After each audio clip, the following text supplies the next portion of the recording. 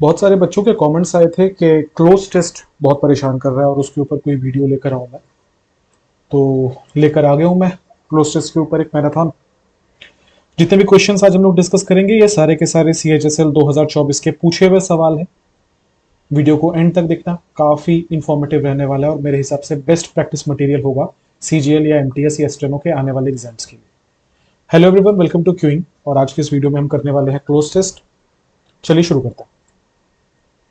ये सबसे पहला क्लोज टेस्ट है। मैं अज्यूम करके चल रहा हूँ कि आपका पाला पहले पढ़ चुका है क्लोज टेस्ट से, आपको पता है क्लोज टेस्ट किसे कहते हैं।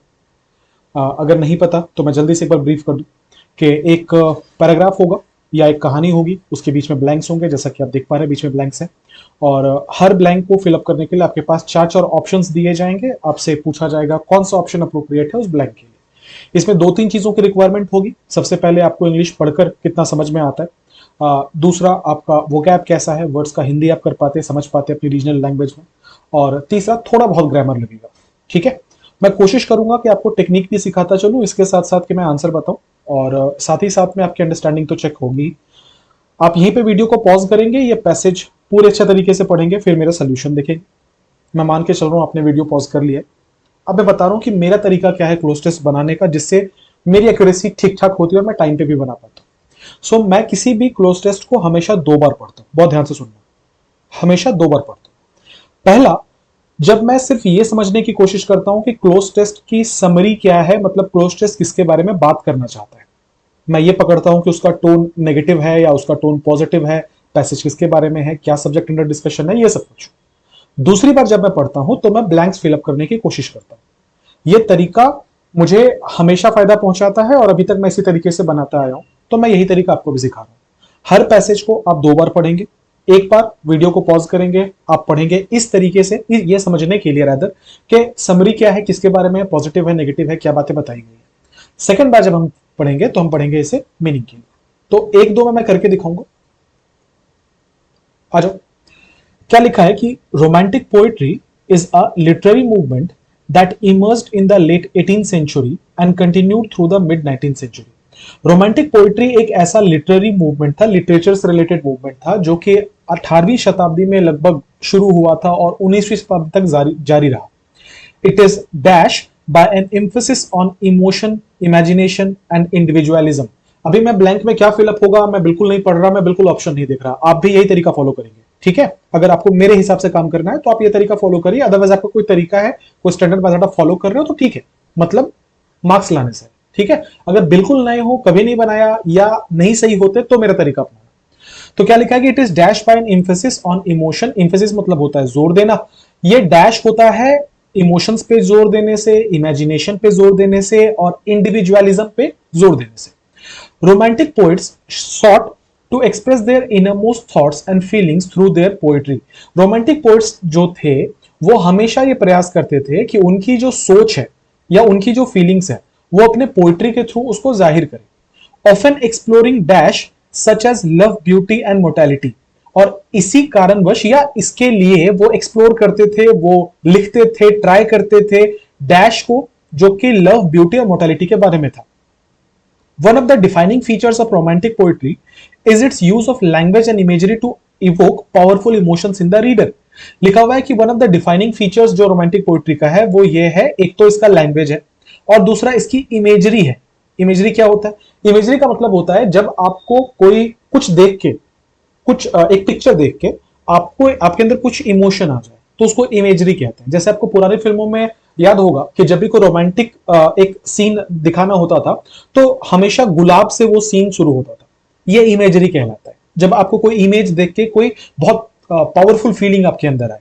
ठीक है, so imagery to evoke powerful emotions in the reader. वो हमेशा ये कोशिश करते थे जो रोमांटिक पोइट्स थे कि वो अपने लैंग्वेज और इमेजरी के थ्रू लोगों के अंदर बहुत स्ट्रॉन्ग इमोशंस लेकर आए।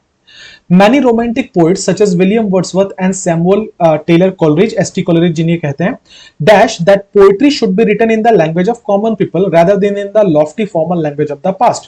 लिखा हुआ है बहुत सारे ऐसे पोएट थे, जैसे कि बड़े फेमस है विलियम वर्ड्सवर्थ और उन्हीं के साथ साथ एस.टी. कॉलरिज।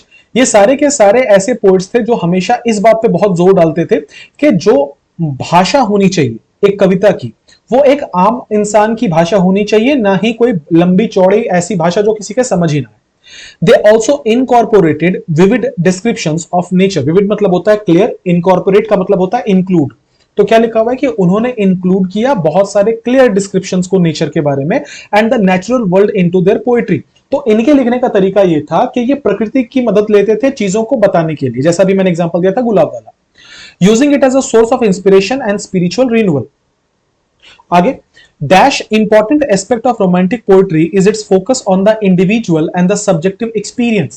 लिखा हुआ है कि डैश इंपॉर्टेंट एस्पेक्ट जो था रोमांटिक पोएट्री का वो ये था कि वो लोग हमेशा फोकस करते थे इंडिविजुअल और सब्जेक्टिव एक्सपीरियंस पे। कहने का मतलब यह है, अगर मैं आपको बोलूं कि गुलाब खूबसूरत है, तो मेरे बोलने पे अगर आप मान ले रहे हो तो ये सब्जेक्टिव नहीं होता। सब्जेक्टिव का मतलब होता है कि हर इंसान का अपना अनुभव है, वो अपने अनुभव के हिसाब से चीजों को जज करेगा। जैसे मैं मिला हूं लाइफ में ऐसे लोगों से, आपने भी मिला होगा जिनको गुलाब नहीं पसंद, जिनको पुराने गाने नहीं पसंद, तो ये तो सब्जेक्टिव चीज है ना। आपको वो चीज रोमांटिक लग रही है या आपको वो चीज अच्छी लग रही है, जरूरी नहीं है सबको लगे, सबका अपना अनुभव होता है। इस अपने अनुभव को सब्जेक्टिव या इंडिविजुअलिज्म कहा जाता है। ठीक है। Romantic poets believe that each persons experience of the world was unique and valuable. अभी जो मैं कह रहा था कि रोमांटिक पोइट्स ये मानते थे कि हर व्यक्ति का अपना अनुभव है दुनिया का और वो यूनिक है अपने आप में, and sought to capture this individuality in their writing. और वो ये प्रयास करते थे कि इस चीज को अपनी लिखावट के द्वारा दर्शाया जा सके। This led to a greater emphasis on personal expression and introspection in poetry. और इसके वजह से क्या हो रहा था, इसके मतलब परिणाम स्वरूप क्या हो रहा था कि ज्यादा जोर डालते थे वो पर्सनल एक्सप्रेशन के बारे में और इंट्रोस्पेक्शन के बारे में। इंट्रोस्पेक्शन का मतलब होता है आत्मचिंतन। जब आप अपने अंदर के थॉट्स को कह लो कि एक तरीके से सोचते हो, देखते हो क्या चल रहा है मेरे अंदर, उसको इंट्रोस्पेक्शन कहते हैं। Dash a rejection of the traditional poetic forms and structures of the past. और इसी के साथ साथ एक तो ये हो गया कि वो इंफोसिस डाल रहे थे पर्सनल एक्सप्रेशन पे, और इसी के साथ साथ वो और भी एक चीज पे बहुत जोर डाल रहे थे कि जो ट्रेडिशनल मेथड्स हैं पोएम के, पोएम लिखने के जो ट्रेडिशनल मेथड्स हैं या पोएम सुनाने के जो ट्रेडिशनल मेथड्स हैं, उनको वो लोग रिजेक्ट कर रहे थे। कि पोएम कहता है कि भैया झरना बहुत खूबसूरत है, मैं नहीं मानूंगा, मुझे नहीं लगता। ठीक है। तो वो इस थॉट को भी रिजेक्ट कर रहे थे कि पोएट्री पूरी दुनिया के लिए जनरलाइज्ड है और एक ही तरीके से लिखी जा सकती है, वो इसको भी रिजेक्ट कर रहे थे। उम्मीद करता हूं कि आपको यह पैसेज समझ में आया। तो अभी हमने क्या किया, अभी हमने ब्लैंक्स के साथ सबसे पहले पैसेज पढ़ा। इससे हमें यह आइडिया हो गया कि पैसेज किस बारे में है। तो हमने क्या सीखा कि पैसेज है पोएट्री और पोएट्री के लिखने के तरीके के बारे में। ठीक है। इसमें मोटा मोटा यह बात की गई कि पोएट्री जो है वो बहुत सब्जेक्टिव चीज भी हो सकती है और पोएट्री जो है इंडिविजुअलिज्म को के लिए भी हो सकती है। जिस तरीके से बोला जाता है कि पोएट्री सबके लिए समान है, ऐसा नहीं हो सकता। मोटा मोटा ये समरी थी। ठीक है। और अगर मैं टोन की बात करूं तो चूंकि अच्छी अच्छी बातें की गई है पोएट्री के बारे में, तो मोटा मोटा पॉजिटिव ये टोन था। एक दो लाइंस नेगेटिव था, जैसे लास्ट में ये वाला लाइन नेगेटिव था, रिजेक्शन वर्ड यहां यूज किया गया। अदरवाइज हर जगह पे पॉजिटिव था। तो मैंने इतनी बातें समझ ली, इतनी बातें सोच ली। जब मैं पहली बार पढ़ूंगा एग्जाम में तो मैं इतनी बातें एग्जाम में कैलकुलेट कर लूंगा। ठीक है। अब आप बोलोगे सर यही तो नहीं समझ में आता, तो बेटा इतने दिन से चाइनीज में थोड़ी बोल रहा कि रीडिंग करो रीडिंग करो रीडिंग करो। इतने सारे टीचर्स हैं, इतने बड़े बड़े टीचर्स हैं यूट्यूब पे, सब बोलते हैं रीडिंग करो रीडिंग करो। सारे बेवकूफ थोड़ी हैं। रीडिंग करने से चीजें आसान होती है ना। चलो अब आते हैं इस पे कैसे फिलअप करेंगे इसको। अब फिलअप वाले पार्ट पे आते हैं। लिखा था romantic poetry is a literary movement जो 18वीं शताब्दी में शुरू हुआ, 19वीं शताब्दी तक चला। ठीक। It is dash by an emphasis on emotions. ये डैश है जोर देने पे इमोशन से। अच्छा क्या हो सकता है, इट इज कैरेक्टराइजिंग, मैं चेंज कर रहा हूं ing, it is characterising, it is characterised, it is characteristic, it is characterises. ठीक है। अब देखो हमने पढ़ा था कि अगर किसी सेंटेंस में, और ये ग्रामर के वीडियोस में हमने कितनी बार पढ़ा है कि अगर किसी सेंटेंस में आप is am are was were use करो तो इसके बाद या तो, चूंकि जगह की कमी है तो मैं थोड़ा छोटा छोटा लिख रहा हूं, ठीक है, थोड़ा सा मैनेज कर लेना। तो उसके साथ क्या यूज होता है, या तो इज यूज होता है, मतलब या तो V3 यूज होता है या तो V4 यूज होता है। Is am are was were मतलब बी हेल्पिंग वर्ब का जहां पे भी रहेगा या तो V3 यूज करेंगे या तो V4 यूज करेंगे। ये नाउन है, कैरेक्टरिस्टिक वर्ब तो है नहीं, आंसर नहीं हो सकता। कैरेक्टराइजेस वर्ब का पांचवा फॉर्म है साहब, नहीं हो सकता। अब दो ऑप्शन बचे हैं, या तो हम बोले इट इज कैरेक्टराइजिंग या तो हम बोले इट इज कैरेक्टराइज्ड। अच्छा यहां क्या लिखा हुआ था कि इट इज कैरेक्टराइजिंग या characterised by an emphasis on emotions, मतलब इसकी ये चारित्रिक विशेषता है कि ये जोर डालता है इमोशंस पे। अब एक बात बताओ, ये किसी का कैरेक्टरिस्टिक दिखा रहा है या इसी का कैरेक्टरिस्टिक दिखाया जा रहा है? ऑब्वियसली इसी का मतलब किसका? रोमांटिक पोइट्री का। रोमांटिक पोइट्री किसी का चरित्र बता नहीं रहा, रोमांटिक पोइट्री का चरित्र बताया जा रहा है। इसका मतलब ये जो इट सब्जेक्ट है ये काम कर नहीं रहा, इसके ऊपर काम हो रहा है। कुछ चीजें याद आ रही हैं? इसको हमने बड़े एक्सटेंसिवली बहुत सारे क्वेश्चंस में फॉलो किया है। सब्जेक्ट काम करे तो एक्टिव वॉइस, सब्जेक्ट पर काम हो तो पैसिव वॉइस। इसका मतलब ये सेंटेंस पैसिव वॉइस में। अब अगर पैसिव वॉइस में है तो V3 लग सकता है क्या? क्योंकि V3 में तो बीइंग लगता है। आंसर क्या होना चाहिए था? V3। सॉरी, उल्टा बोल रहा हूं, V4। मैं लिख V4 रहा हूं, बोल V3 रहा हूं। सो V4 नहीं हो सकता, उसमें बीइंग लगेगा। आंसर क्या होगा? V3। आंसर है कैरेक्टराइज्ड। ठीक है। क्या होता है ना कि बहुत बार पढ़ाते पढ़ाते हम, अभी जब मैं फर्स्ट पढ़ा रहा था मेरा ध्यान सेकंड ऑप्शन पे जा रहा था कि सेकंड में क्या होगा। तो क्या होता है, पढ़ाते पढ़ाते बहुत बार ध्यान इधर उधर भटक जाता है। तो अगर मैं ऐसे कुछ गलत बोल जाऊं ना तो माफ करना, ठीक है? उस तरह समझ जाना मैं एब्सेंट माइंडेड चल रहा हूं। एनीवेज, आगे बढ़ते हैं। Romantic poets sought to express their innermost thoughts and feelings through their poetry, often exploring dash such as love, beauty and mortality। देखो क्या लिखा है इसमें कि रोमांटिक पोएट्स जो है ना वो डिफरेंट इनरमोस्ट एक्सप्रेस करते हैं। वो लोग क्या एक्सप्रेस करते हैं? इनरमोस्ट थॉट्स को एक्सप्रेस करते हैं, फीलिंग्स को एक्सप्रेस करते हैं। कैसे करते हैं? पोइट्री से। अच्छा, पोइट्री से कैसे करेंगे? जब वो डिफरेंट डिफरेंट सब्जेक्ट्स के ऊपर लिखेंगे। डिफरेंट सब्जेक्ट्स कौन कौन से बता भी दिया गया है कि लव है, ब्यूटी है, मोर्टेलिटी है। इसका मतलब ये वो जो भी पोइट्री लिख रहे हैं उसका सब्जेक्ट है, उसका सब्जेक्ट है। आज वो सब्जेक्ट से मिलता जुलता कोई वर्ड यहां पे है क्या?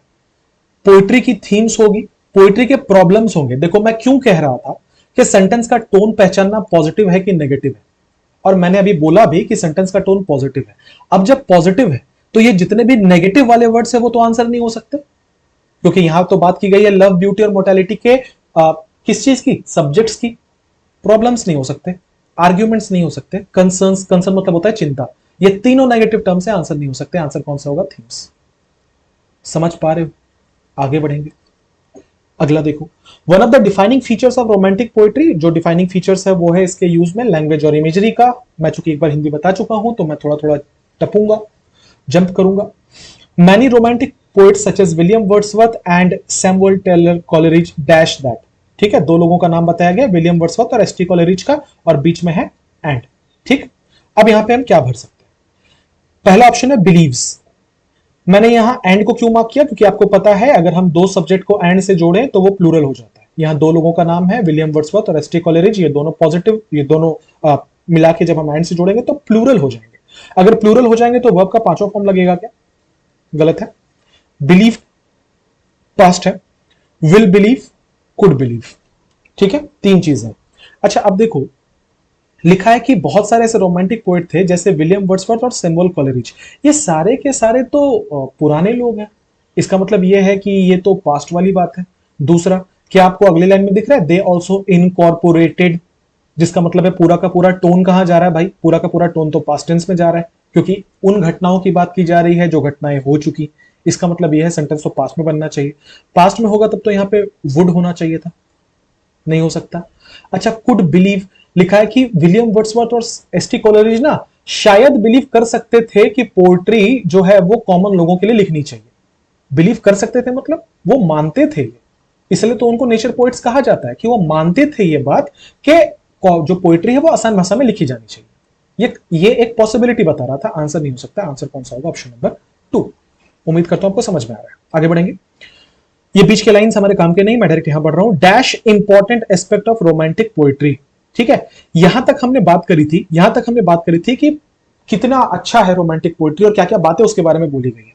अब मैं आगे बोल रहा हूं कि रोमांटिक पोएट्री का एक और डैश है कि एक इस पे इंपॉर्टेंट एस्पेक्ट है कि वो फोकस करता है इंडिविजुअल। तो ये तो अच्छी बात है ना, ये अच्छी बात है ना, पॉजिटिव बात है ना। आ जाओ तो जरा ऑप्शन लिखा है कि फार्दर इंपॉर्टेंट। देखो फर्दर बोलता तो हम एक बार सोचते भी, फर्दर का मतलब होता है अगला या आगे, फार्दर मतलब होता है दूर। ये डिस्टेंस बताने के काम आता है।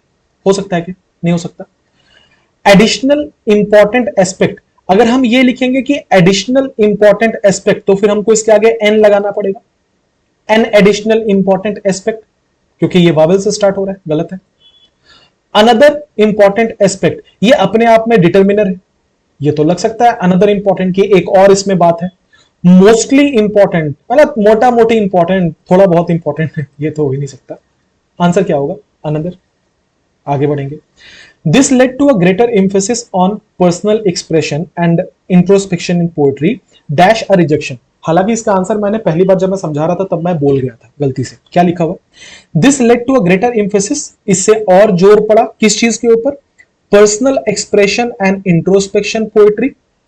ठीक है, पोएट्री में जो पर्सनल एक्सप्रेशन और इंट्रोस्पेक्शन है उसके ऊपर जोर पड़ा, और साथ ही साथ में एक और चीज पे इसने जोर दिया कि रिजेक्ट किया ट्रेडिशनल पोएटिक फॉर्म्स को. तो हमें यहां पे और माने एंड से मिलता जुलता कुछ चाहिए, क्योंकि इन दोनों चीजों पे जोर पड़ा है तो हम एंड से ही जोड़ सकते हैं, एंड ही कंजंक्शन है. यहां लिखा हुआ वेयर एज, जबकि नहीं हो सकता, देयरफॉर इसलिए नहीं हो सकता, बट लेकिन ये तो उल्टा हो जाएगा. एज वेल एज कहीं ना कहीं एंड वाला सेंस देता है, तो आंसर क्या होगा? Option number 4. उम्मीद करता हूं क्लियर है, आपने ट्राई किया और आपका सही भी. आगे बढ़ेंगे. Passage number 2. आप फिर से इसको पॉज करेंगे, 2 बार पढ़ेंगे. पहली बार जब पढ़ेंगे तो इसका मीनिंग समझने के लिए पढ़ेंगे, दूसरी बार जब पढ़ेंगे तो आंसर करने के लिए पढ़ेंगे. मैं उम्मीद करता हूं आपने पढ़ लिया है. मैं सोल्यूशन बता रहा हूं.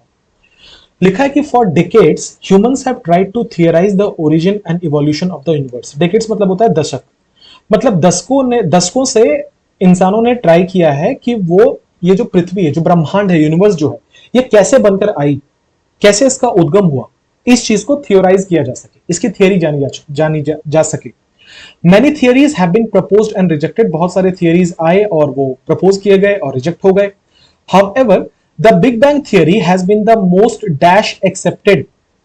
लेकिन जो बिग बैंग थियरी है वो बहुत ही ज्यादा डैश एक्सेप्टेड है. अब मैं मान के चल रहा हूं कि आपने पहली बार पढ़ा है और आपको मीनिंग इसका पता है. ठीक है, डायरेक्ट मेरे जैसा बनाने मत लगना. मैं तो मान के चल रहा हूं कि आपने पढ़ा है, मैं डायरेक्ट बना रहा हूं, आपको डायरेक्ट नहीं बनाना. तो क्या लिखा हुआ है कि however the big bang theory has been the most dash accepted. हालांकि बिग बैंग थियरी जो है ये एक थियरी है, पृथ्वी कैसे आई उसके बारे में आपने पढ़ा होगा, सुना होगा, बहुत कॉमन चीज है. उसको सबसे ज्यादा डैश एक्सेप्ट किया गया है. अब हमारे पास ऑप्शंस है. सबसे पहले है vastly, vastly accepted, largely accepted, loosely accepted, widely accepted. हम लोग जब भी किसी थियरी के बारे में पढ़ते हैं तो हमेशा कहते हैं कि ये वाइडली एक्सेप्टेड फैक्ट है. वाइडली एक्सेप्टेड मतलब ये आमतौर पर जाना माना और लोगों का एक्सेप्ट किया हुआ, बहुत सारे लोग इसको एक्सेप्ट करते हैं. तो जब कोई चीज, किसी फैक्ट को बहुत सारे लोग एक्सेप्ट करते हैं तो उसको वाइडली एक्सेप्टेड फैक्ट कहा जाता है. ठीक है. लूजली मतलब होता है ढीला ढाला. ये तो हो ही नहीं सकता क्योंकि एक्सेप्टेड पॉजिटिव वर्ड है तो उसका एडजेक्टिव, इनफैक्ट ये एडजेक्टिव ही है, इसका जो एडवर्ब होगा वो नेगेटिव नहीं हो सकता. ठीक है, तो वास्टली भी नेगेटिव था, ये भी नहीं हो सकता. तो लार्जली एक्सेप्टेड या वाइडली एक्सेप्टेड. एक सेकंड, मैं गलत बोल गया क्या? many theories have been proposed and rejected. However, the Big Bang theory has been the most widely accepted. ठीक है, ठीक है, ठीक है, वाइडली एक्सेप्टेड ही होगा. राइट, आगे बढ़ेंगे. As I said, widely accepted ये एक फ्रेज है जो आपने बहुत बार पढ़ा होगा. आगे बढ़ेंगे. अकॉर्डिंग टू दिस थियोरी, इस थियोरी के अनुसार, आप देखते हैं इसमें है क्या. इस थियोरी में the universe began as a single point और singularity around 13.8 billion years ago. देखा, इस थियोरी के अनुसार यूनिवर्स जो है वो एक सिंगल पॉइंट की तरह शुरू हुआ था लगभग 13.8 बिलियन ईयर्स पहले. This singularity contained all the matter and energy that would eventually dash the stars, galaxies and other structures that make up our universe today. लिखा है कि ये जो सिंगुलैरिटी थी ना, ये जो पॉइंट था, ये जो बिंदु था, इसके अंदर सारे मैटर थे और सारी एनर्जी थी जिससे अंततः डैश हुआ है स्टार्स का, गैलेक्सीज का और जितने भी स्ट्रक्चर्स हम देखते हैं उनका. तो ये कहना क्या चाह रहा है कि एक पॉइंट, बिग बैंग थियरी ये कहता है कि ये जो दुनिया है ये एक बिंदु से स्टार्ट हुई. उस बिंदु में सारे के सारे, इस चीज पे बहुत ध्यान रखना, सारे के सारे मैटर उसी बिंदु में थे, सारी की सारी एनर्जी उसी बिंदु में थी, जिसकी वजह से क्या हुआ कि dash stars, galaxies, other structures जो आज यूनिवर्स बनाते हैं. तो क्या भर सकते हैं यहाँ पे? That would eventually what? That would eventually destroy. उस केंद्र ने जितने भी स्टार्स, गैलेक्सीज हैं सबको बर्बाद कर दिया. तो हम जिंदा कैसे हैं? गलत है. दैट वुड इवेंचुअली फॉर्म, जिससे अंततः बना, क्या बना? स्टार्स बने, गैलेक्सीज बनी और जितनी भी चीजें आज यूनिवर्स में है वो सारी चीज बनी. तो ठीक लग रहा है. उस केंद्र की वजह से इवेंचुअली क्या हुआ कि ये सब कुछ डिजाइन हुआ.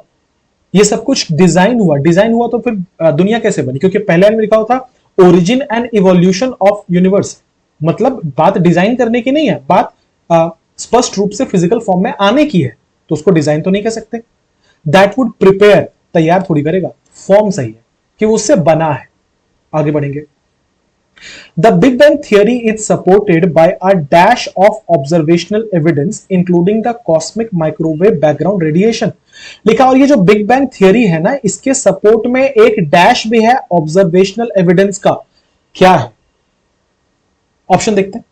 लिखा है कि the big bang theory is supported by a rich of observational evidence. Rich of नहीं हो सकता, रिच मतलब अमीर होता है, इसके बाद आपको कोई नाउन लगाना पड़ेगा, रिच मैन, है ना, रिच पर्सन, ये तो नहीं हो सकता। The big bang theory is supported by a store of observational evidence, ठीक नहीं लग रहा। The big bang theory is supported by a wealth of, wealth मतलब होता है धन, किसी चीज का राशि बहुत बड़ी संख्या में होना, ये ठीक है कि एविडेंस का वेल्थ है, एक जगह पे बहुत ज्यादा एविडेंस जमा है। एविडेंस का कर्ज, डेट मतलब कर्ज होता है, ये तो हो ही नहीं सकता, तो आंसर क्या होगा, वेल्थ होगा। Including the cosmic microwave background radiation, the dash of elements in the universe and the large scale structure of the Cosmos. ठीक है, लिखा हुआ है द डैश ऑफ एलिमेंट्स। अच्छा, द के साथ क्या भर सकते हैं, the plenty of, a plenty of होता है। द फॉर्च्यून ऑफ, किस्मत है लाइट एलिमेंट्स की। देखो क्या कह रहा था कि बिग बैंग थियरी में बहुत सारे ऐसे ऑब्जर्वेशनल एविडेंस मिले हैं इसके सपोर्ट में, जिसमें कॉस्मिक माइक्रोवेव बैकग्राउंड रेडिएशन भी है और डैश है लाइट एलिमेंट्स का यूनिवर्स में, डैश है लाइट एलिमेंट्स का यूनिवर्स में। क्या है, द प्लेंटी, जैसे मैंने बोला होता नहीं है। द फॉर्च्यून ऑफ, किस्मत है लाइट एलिमेंट्स का, नहीं हो सकता। द अबंडेंस ऑफ, अबंडेंस मतलब होता है प्रचुर मात्रा में किसी चीज का होना। अब यहां पे बात की गई थी कि उसके थियरी में बहुत सारे ऑब्जर्वेशनल एविडेंस मिले हैं, जैसे कि माइक्रोवेव बैकग्राउंड रेडिएशन और प्रचुर मात्रा में लाइट एलिमेंट्स का होना, ये तो ठीक लग रहा है। अगला ऑप्शन 10 सक्सेस था, ये तो हो ही नहीं सकता, आंसर एक ही बचा। आगे बढ़ेंगे। Despite its success the big bang theory is still an active area of research. इसके सक्सेस के बावजूद, इस थियरी के सक्सेस के बावजूद, बिग बैंग थियरी जो है वो आज भी एक बहुत ही एक्टिव एरिया है रिसर्चर्स के लिए, with scientists seeking to better understand the earliest moment of the universe, जिसमें साइंटिस्ट ये प्रयास कर रहे हैं कि वो जो जब ब्रह्मांड बना था, शुरू में क्या हुआ था, उसके बारे में समझने के लिए। And the dash of dark matter and energy, and the dash of dark matter and energy, और वो समझने की कोशिश कर रहे हैं डार्क मैटर और एनर्जी के डैश को। क्या वो डार्क मैटर और एनर्जी के ब्रांड को समझने की कोशिश कर रहे हैं कि वो एडिडास का है कि नाइकी का है? नहीं ना, गलत है ना। डार्क मैटर और एनर्जी के इन्वायरमेंट को समझने की कोशिश कर रहे हैं। भाई ये इन्वायरमेंट कहां का होता है, किसी प्लेनेट का इन्वायरमेंट हो सकता है ना, जैसे पृथ्वी का इन्वायरमेंट है। आप तो किसी एनर्जी को स्टडी करने के बारे में बोल रहे हो, इसका इन्वायरमेंट कैसे होगा? The nature of dark matter and energy, ये हो सकता है कि वो प्रकृति जानना चाहता है, वो नेचर जानना चाहता है मैटर और एनर्जी का। द कैप्चर ऑफ डार्क, पकड़ना, ये तो हो ही नहीं सकता। आंसर क्या होगा, ऑप्शन नंबर 3। बढ़िया था सवाल, होपफुली आपको क्लियर हुआ हो। आगे बढ़ेंगे, आते हैं अगले वाले क्लोज टेस्ट पे। फिर से मैं ज्यूम करूंगा, आपने पॉज किया है, पढ़ लिया है, सॉल्व कर लिया है, 2 बार पढ़ा है आपने। शुरू कर रहा हूं मैं इसका explanation. The sun is about 1.4 million kilometres dash diameter while the earth is about 13,000 kilometres wide.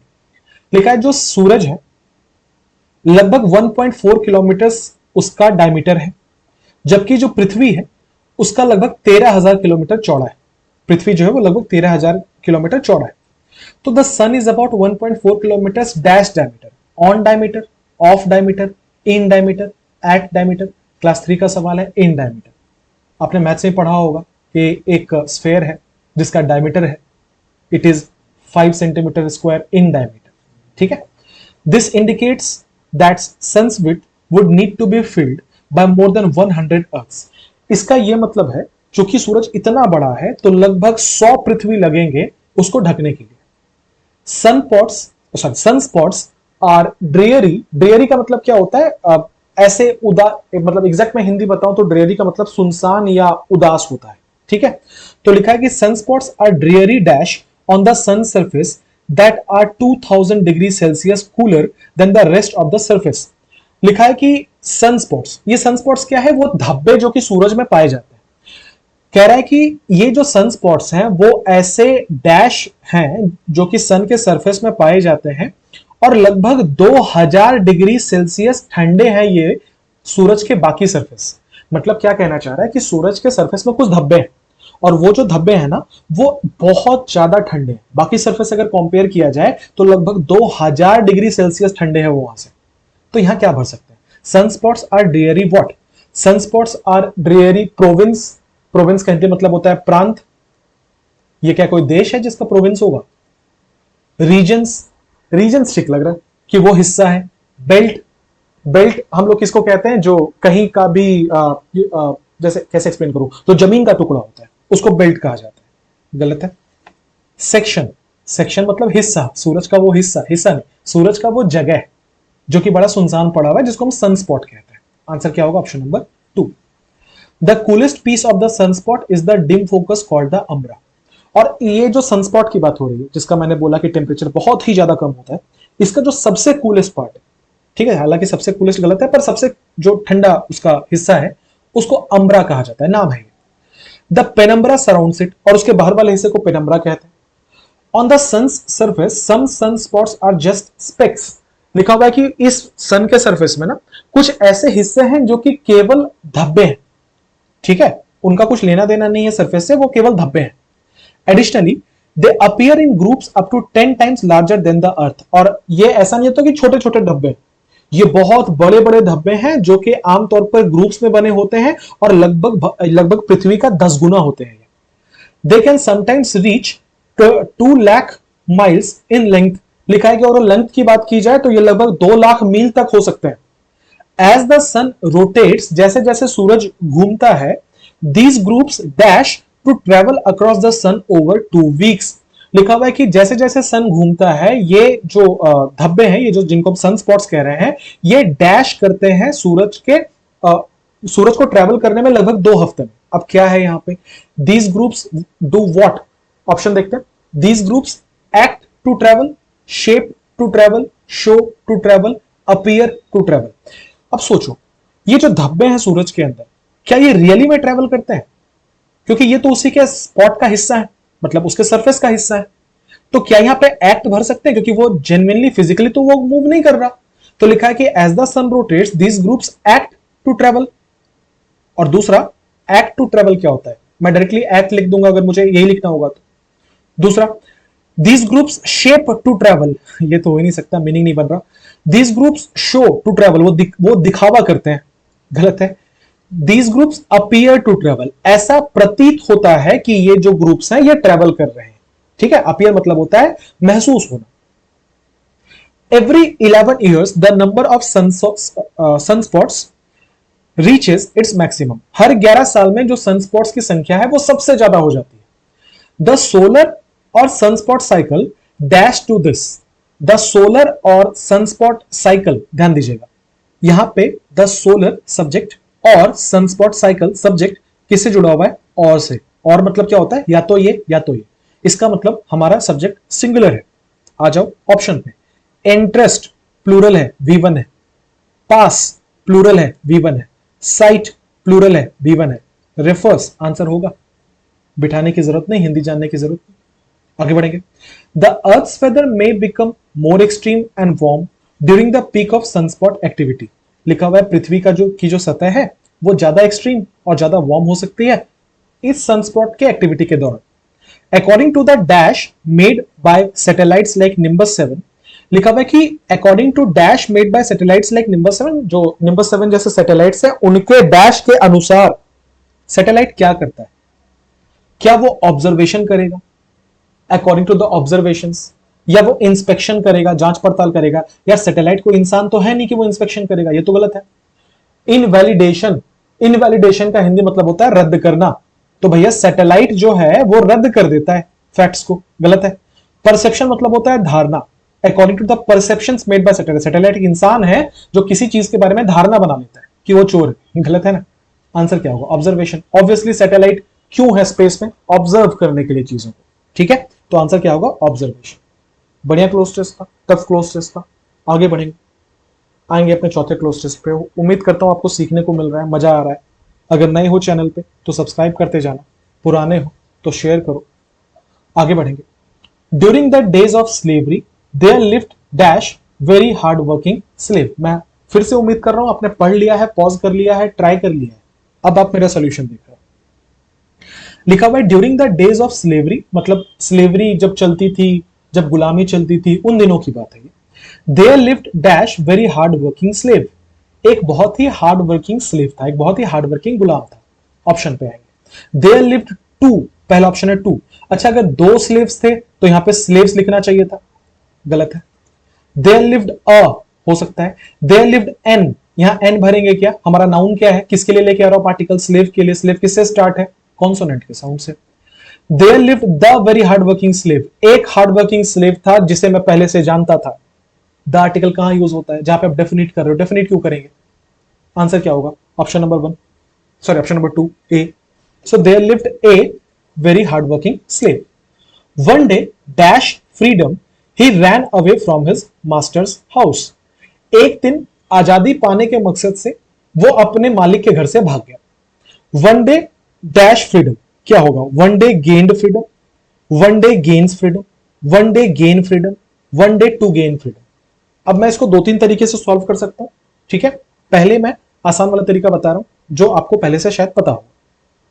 Purpose बताने के लिए हमेशा इंफिनिटिव का यूज किया जाता है, टू प्लस वी वन का, ठीक है।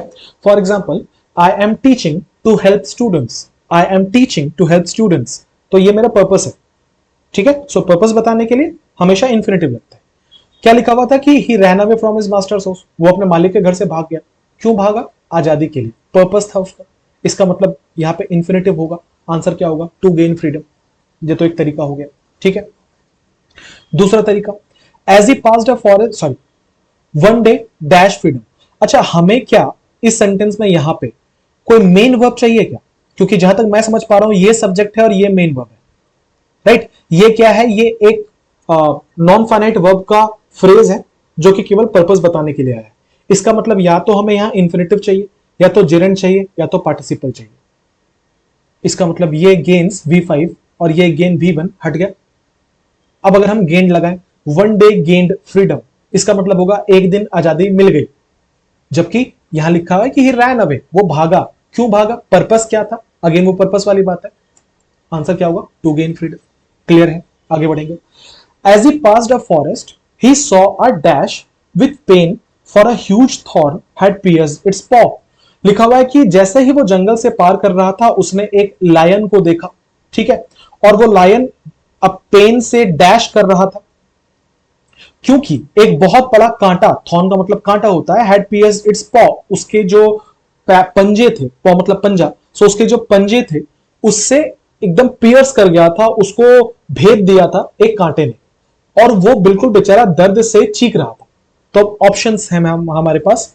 One day he saw a lion dash with pen, यहां कोई ना कोई एडजेक्टिव होना चाहिए जो कि किसको क्वालिफाई करेगा, लायन को क्वालिफाई करेगा। लायन कैसा था, लायन रो रहा था दर्द से। तो हमारे पास दो option, he saw a lion, roars तो नहीं होता, he saw a lion roared with pain, he saw a lion roared with pain, he saw a lion roaring with pain. Verb क्या था, सॉ। एक ग्रामर का रूल है, आपने पढ़ा होगा कि अगर हम किसी सेंटेंस में सी लिखते हैं तो इसके बाद दोनों चीजें लग सकती हैं। या तो मैं बोलूं I saw him repairing his car, या तो मैं बोलूं कि I saw him repair his car. ये वाला रूल पढ़ा है कभी, नहीं पढ़ा तो सुन लो अभी। कुछ एक ऐसे वर्ब्स हैं जिनके बाद जेरेंट भी लगता है और बेयर इंफिनिटिव भी लगता है, विच मींस हम ये भी कह सकते हैं कि ही saw a person crossing the road, he saw a person cross the road.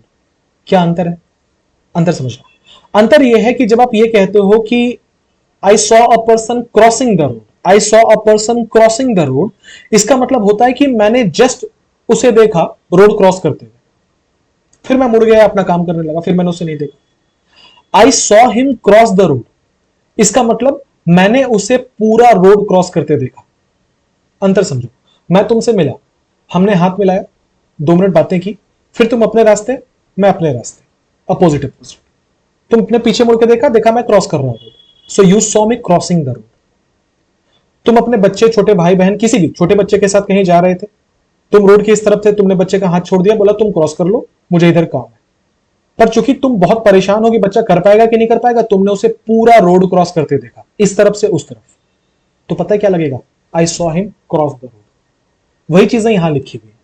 We can use either the infinitive without to or ing after the object verb such as hear, see, notice, watch.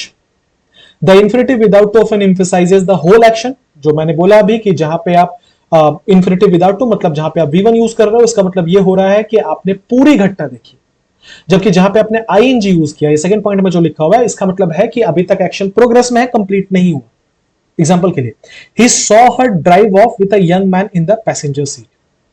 He saw her drive off. Drive verb का पहला form है, ऐसे बोले bear infinitive है.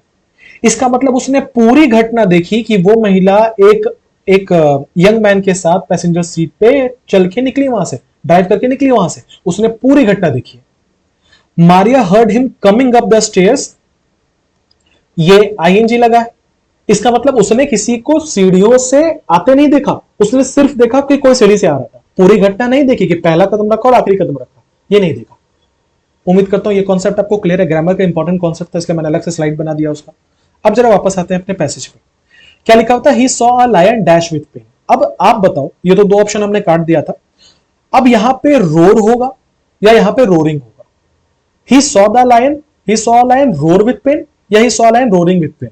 मतलब वो क्या किया, उसने देखा कि लायन के पैर में कांटा चुभ गया, तो वो झाड़ियों में घुस गया और उसे मजा आने लगा और उसने बोला कि और रो मजा आ रहा है. क्या उसने पूरी घटना देखी? नहीं ना. इसका मतलब रोर हो सकता है क्या? नहीं. उसने बस एक बार देखा कि एक शेर है, एक लायन है जो कि दर्द से करा रहा है. सो यहां पे क्या होना चाहिए था? रोरिंग होना चाहिए था. उम्मीद करता हूं आपको ये कॉन्सेप्ट समझ में आया है. वापस आऊंगा मैं पैसेज पे, आगे बढ़ते हैं. तो उसने देखा भैया कि एक लायन था जो कि बिल्कुल दर्द से रो रहा था क्योंकि उसके पांव में एक बहुत ही बड़ा कांटा घुस गया. The slave felt sorry for the lion, उस गुलाम को बड़ा बुरा लगा उसे देख के, and took out the thorn gently, और उसने क्या किया कि उसने वो कांटा बहुत आराम से निकाल दिया. The grateful lion lick the slave's hand, और वो जो लायन था वो बहुत ही कृतज्ञ था कि मालिक आपने आज मेरी जान बचा ली, और वो उसने क्या किया कि वो स्लेव को चाटने लगा प्यार से. But just then both of dash were captured, और उसी वक्त उन दोनों को कैप्चर कर लिया गया. सो बोथ ऑफ अस मतलब हम दोनों को कैप्चर कर लिया गया. मुझे क्यों कैप्चर करेगा भाई, मैं थोड़ी गुलाम हूं. बोथ ऑफ हिम, जब बोथ यूज कर रहे हो तो फिर हिम कैसे यूज करोगे? हिम तो ही का फॉर्म है, एक आदमी की बात की जा रही है. बोथ ऑफ देम हो सकता है, बोथ ऑफ हर, कोई महिला थी नहीं तो हर नहीं यूज करेंगे, और सिंगुलर में हर नहीं यूज होता. So both of them were captured, और तभी उन दोनों को कैप्चर कर लिया गया. किसके द्वारा? राजा के द्वारा. द किंग ऑर्डर्ड, किंग ने ऑर्डर किया, let the run away slave dash thrown in the front of a hungry lion. फिर से एक ग्रामर का बहुत अच्छा कॉन्सेप्ट. हालांकि मैंने अपने प्रीवियस वीडियो में इसको कवर किया हुआ है, जहां मैंने आपको यह बताया था कि किसी भी सेंटेंस में अगर आप लेट और मेक को यूज करते हो तो इसके बाद हमेशा बेयर इंफिनिटिव आता है. अगर नहीं पता है तो नोट्स बनाते चलना साथ साथ. एग्जाम्पल के तौर पर मैं कह रहा हूं, let him finish his job, उसे अपना काम खत्म करने दो. आपके लिए जरूरी बात यह है कि आपने जब सेंटेंस को लेट से स्टार्ट किया तो यहां पे फिनिश लगेगा जो कि V1 होगा. अब मैंने आपको बोला कि इस सेंटेंस को पैसिव वॉइस में चेंज कर दो, इस सेंटेंस को पैसिव वॉइस में चेंज कर दो. तो कैसे बनता है पैसिव? लेट लेट रहता है, ऑब्जेक्ट उठ के आगे आ गया, लेट हिज जॉब, फिर क्या लगता है? बी, और फिर लगेगा V3 फिनिश्ड, फिर होगा बाय और एजेंट. मतलब क्या हो गया? Late his job be finished by him. जरूरी बात यह है कि बी लगेगा, बी के बाद V3 लगेगा. आ जाओ पैसेज पे वापस. क्या लिखा हुआ था कि let the run away slave dash thrown in front of a hungry lion. लिखा हुआ है कि राजा ने ऑर्डर दिया कि ये जो भगौड़ा गुलाम है जो भाग गया था, उसे फेंक दिया जाए उस भूखे शेर के आगे, उसे फेंक दिया जाए भूखे शेर के आगे. अब बताओ, ये जो स्लेव था ये किसी को फेंकेगा या इसे फेंका जाएगा? ऑब्वियसली राजा ने ये बोला होगा कि इसे फेंक दिया जाए, विच मींस ये जो फेंकने का काम है, ये जो थ्रो का एक्शन का जो डूअर है वो स्लेव नहीं है, वो रिसीवर है. इसका मतलब सेंटेंस पैसिव वॉइस में है. अब अगर सेंटेंस पैसिव वॉइस में है तो अभी हमने क्या स्ट्रक्चर बनाया था कि लेट से स्टार्ट होता हुआ सेंटेंस जो स्ट्रक्चर लेता है पैसिव में वो है B plus V3. B plus V3. तो लिखा है let the run away slave dash thrown. Option पे आओ. बीइंग नहीं चाहिए, इज नहीं चाहिए, बिन नहीं चाहिए, बी आंसर होगा. बोलो समझे कि नहीं समझे? आई होप मजा आ रहा है आपको बनाने में। आगे बढ़ेंगे, नेक्स्ट आप ये ट्राई करेंगे। क्वेश्चन नंबर 21, 4 पैसेज कर चुके हैं, 5वें पे है। हाँ जी, पॉज कर लिया, पॉज करके बना लिया, तो मैं आंसर बता रहा हूं। लिखा है dash health benefits including protection from cardiovascular disease and cancer have been dash to antioxidants. ठीक है, लिखा हुआ है कि डैश हेल्थ बेनिफिट्स, जिसके अंदर प्रोटेक्शन फ्रॉम कार्डियोवास्कुलर डिजीज और कैंसर भी है, उसे डैश किया गया है antioxidants. However, according to dietitian Vinson, these benefits depend on how well antioxidants are absorbed and dash. लेकिन डाइटिशियन विंसन करके कोई व्यक्ति है जिनके हिसाब से ये जो बेनिफिट्स हैं ये इसके ऊपर डिपेंड करते हैं कि कितने अच्छे से एंटीऑक्सीडेंट्स को एब्जॉर्ब किया गया है और डैश किया गया है बॉडी के द्वारा। According to the study, coffee has more antioxidant powder than other well-known foods and drinks like tea, milk, chocolate and cranberries. लिखा हुआ है कि स्टडी के अनुसार कॉफी में ज्यादा एंटीऑक्सीडेंट्स हैं बाकियों के मुकाबले में, जैसे कि जो फेमस चीजें हैं, चाय हो गया, दूध हो गया, चॉकलेट हो गया, क्रैनबेरीज हो गए। Dates had the highest antioxidants per serving out of all the foods and drinks dash। लिखा हुआ है डेट्स जो है ना, खजूर जिसे कहते हैं, सो डेट्स जो है उनका सबसे हाईएस्ट एंटीऑक्सीडेंट्स कैपेसिटी है उनकी, जितने भी फूड्स और ड्रिंक्स को डैश किया गया उनमें। But because dates are not consume to the same extent as coffee, लेकिन चूंकि डेट्स को उस हद तक नहीं कंज्यूम किया जाता जिस हद तक कॉफी को कंज्यूम किया जाता है, द लैटर मतलब यहां कॉफी की बात हो रही है, coffee comes out on dash according to Vinson के हिसाब से कॉफी जो है वो डैश में आती है। ये सेंटेंस मैंने आपको सिखा दिया हिंदी में। अब हम आएंगे इसके ऑप्शंस पे। लिखा है dash health benefits including protein. क्या हो सकता है? हमने पूरा पैसेज पढ़ा ना, क्या बात की गई है यहाँ पे एंटीऑक्सीडेंट्स की बात की गई है। क्या बात की गई है कि एंटीऑक्सीडेंट्स के रिच सोर्सेस क्या है, सारी चीजें पॉजिटिव पॉजिटिव चल रही है। ये बताया गया कि उसके बहुत सारे बेनिफिट्स हैं। किसके बेनिफिट्स हैं? एंटीऑक्सीडेंट्स के। तो आ जाओ क्या भरेंगे? Few health benefits. Few negative term है जिसका मतलब होता है बहुत कम हेल्थ बेनिफिट्स, गलत है।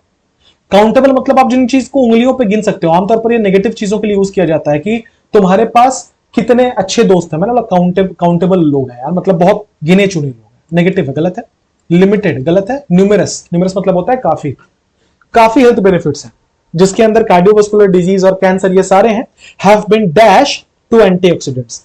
आ जाओ फिर से ग्रामर पे, have plus bin plus V3, जब भी यूज करोगे तो क्या यूज करोगे? हैव बीन V3, है ना। सो ऑप्शन पे आते हैं, have been V3, negative V3 नहीं है, पैरेलल V3 नहीं है, सिमिलर V3 नहीं है, एट्रीब्यूटेड V3 है।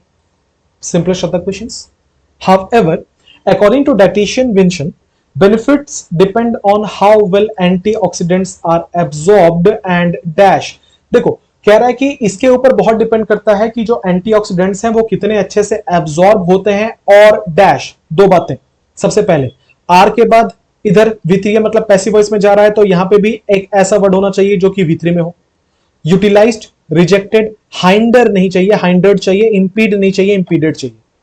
दो ऑप्शन तो ऐसे ही कट गया। अब आते हैं यहां एंड से जुड़ी हुई चीजें जब भी होती है, कितनी बार मैं बोलूं कि ये दोनों चीजें सेम नेचर की होंगी। अगर ये पॉजिटिव है तो ये भी पॉजिटिव होगा। बॉडी के द्वारा एंटीऑक्सीडेंट्स को कितने अच्छे से एब्जॉर्ब किया जा रहा है और कितने अच्छे से रिजेक्ट किया जा रहा है, फिर तो यहां पे बट होना चाहिए था क्योंकि ये नेगेटिव टर्म है। अगर इधर पॉजिटिव है तो इधर भी तो पॉजिटिव होगा, तो ये गलत है या नहीं है? आंसर क्या होगा? Utilized by the body. According to the study coffee has more antioxidants, और ये सारी बात यहां की गई थी। आगे बढ़ेंगे। डेट्स का सबसे हाईएस्ट एंटीऑक्सीडेंट्स पर सर्विंग होता है जितने भी फूड्स और ड्रिंक्स को डैश किया गया है, जितने भी फूड्स और ड्रिंक्स को सिंथेसाइज किया गया है। सिंथेसाइज का मतलब होता है किसी चीज को बनाना। क्या हम फूड्स और ड्रिंक्स को बनाएंगे? इतनी काबिलियत है हमें कि हम पानी बना दें? गलत है ना। जितने भी फूड्स और ड्रिंक्स को कंज्यूम किया गया, देखो यहां लिखा था कि डेट का सबसे हाईएस्ट एंटीऑक्सीडेंट होता है जितने भी फूड्स और ड्रिंक्स को कंज्यूम किया गया। किसने कंज्यूम किया? किसकी बात हो रही है यहां पे? कह सकते हैं क्या? नहीं कह सकते। असिमिलेट का मतलब होता है एब्जॉर्ब करना। जितने भी फूड्स और ड्रिंक्स को एब्जॉर्ब किया गया, किसने एब्जॉर्ब किया? गलत है। जितने भी फूड्स और ड्रिंक्स को एनालाइज किया गया, ये तो ठीक बात है क्योंकि यहां पे बात की गई थी कि एक बड़े फेमस से एक इंसान है विंसन नाम के, वो अपनी स्टडी बता रहे, इसका मतलब ये है फूड्स और ड्रिंक्स को एनालाइज किया है उन्होंने, उसके बाद बोला है कि खजूर में सबसे ज्यादा एंटीऑक्सीडेंट्स होते हैं। आगे बढ़ेंगे। लेकिन डेट्स जो है वो रेगुलर एक्सटेंट पे कंज्यूम नहीं किए जाते या उतने कंज्यूम नहीं किए जाते जितने की कॉफी। इसके वजह से कॉफी डैश है, coffee comes on dash, coffee comes on below, below. जबकि यहां पे बात किया गया था कि कॉफी जो है वो, यहां पे इस लाइन को देखना, coffee has more antioxidant, coffee को तो सबसे टॉप पे रखना चाहिए क्योंकि उसमें सबसे ज्यादा एंटीऑक्सीडेंट्स हैं डेट्स के बाद। लेकिन चूंकि डेट्स खाए नहीं जाते तो कॉफी उसके जगह पर डैश हो जाता है, कॉफी बिलो आ जाता है, कॉफी बॉटम आ जाता है, कॉफी लोवेस्ट आ जाता है, कॉफी टॉप पे आता है। इसकी वजह से कॉफी को टॉप माना जाता है। क्लियर है? आसान चीज है यार, उतना मुश्किल है नहीं। आगे बढ़ेंगे। क्या है? If we look at the global population, अगर हम ग्लोबल पॉपुलेशन को देखें, out of every 6 person living in this world, 1 is an Indian and dash a Chinese. लिखा हुआ है कि अगर हम ग्लोबल पॉपुलेशन को देखें तो लगभग हर छठा व्यक्ति जो कि इस दुनिया में रह रहा है उसमें से एक भारतीय है और डैश चाइनीज है। The population of Pakistan is very dash, Pakistan का जो पॉपुलेशन है वो बहुत डैश है, एंड अकाउंट्स फॉर रफली अबाउट 1/10 ऑफ चाइना और इंडिया, और लगभग ये 1/10 होता है चाइना या इंडिया का।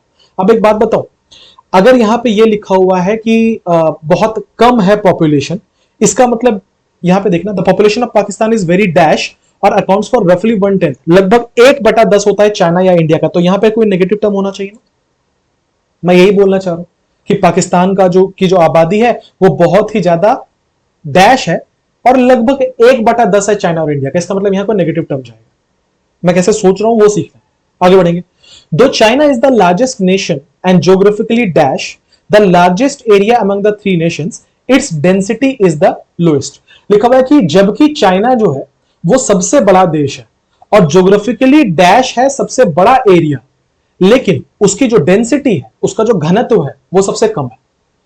Scholars point out the one child dash in China in the late 1970s as the major reason for low population growth.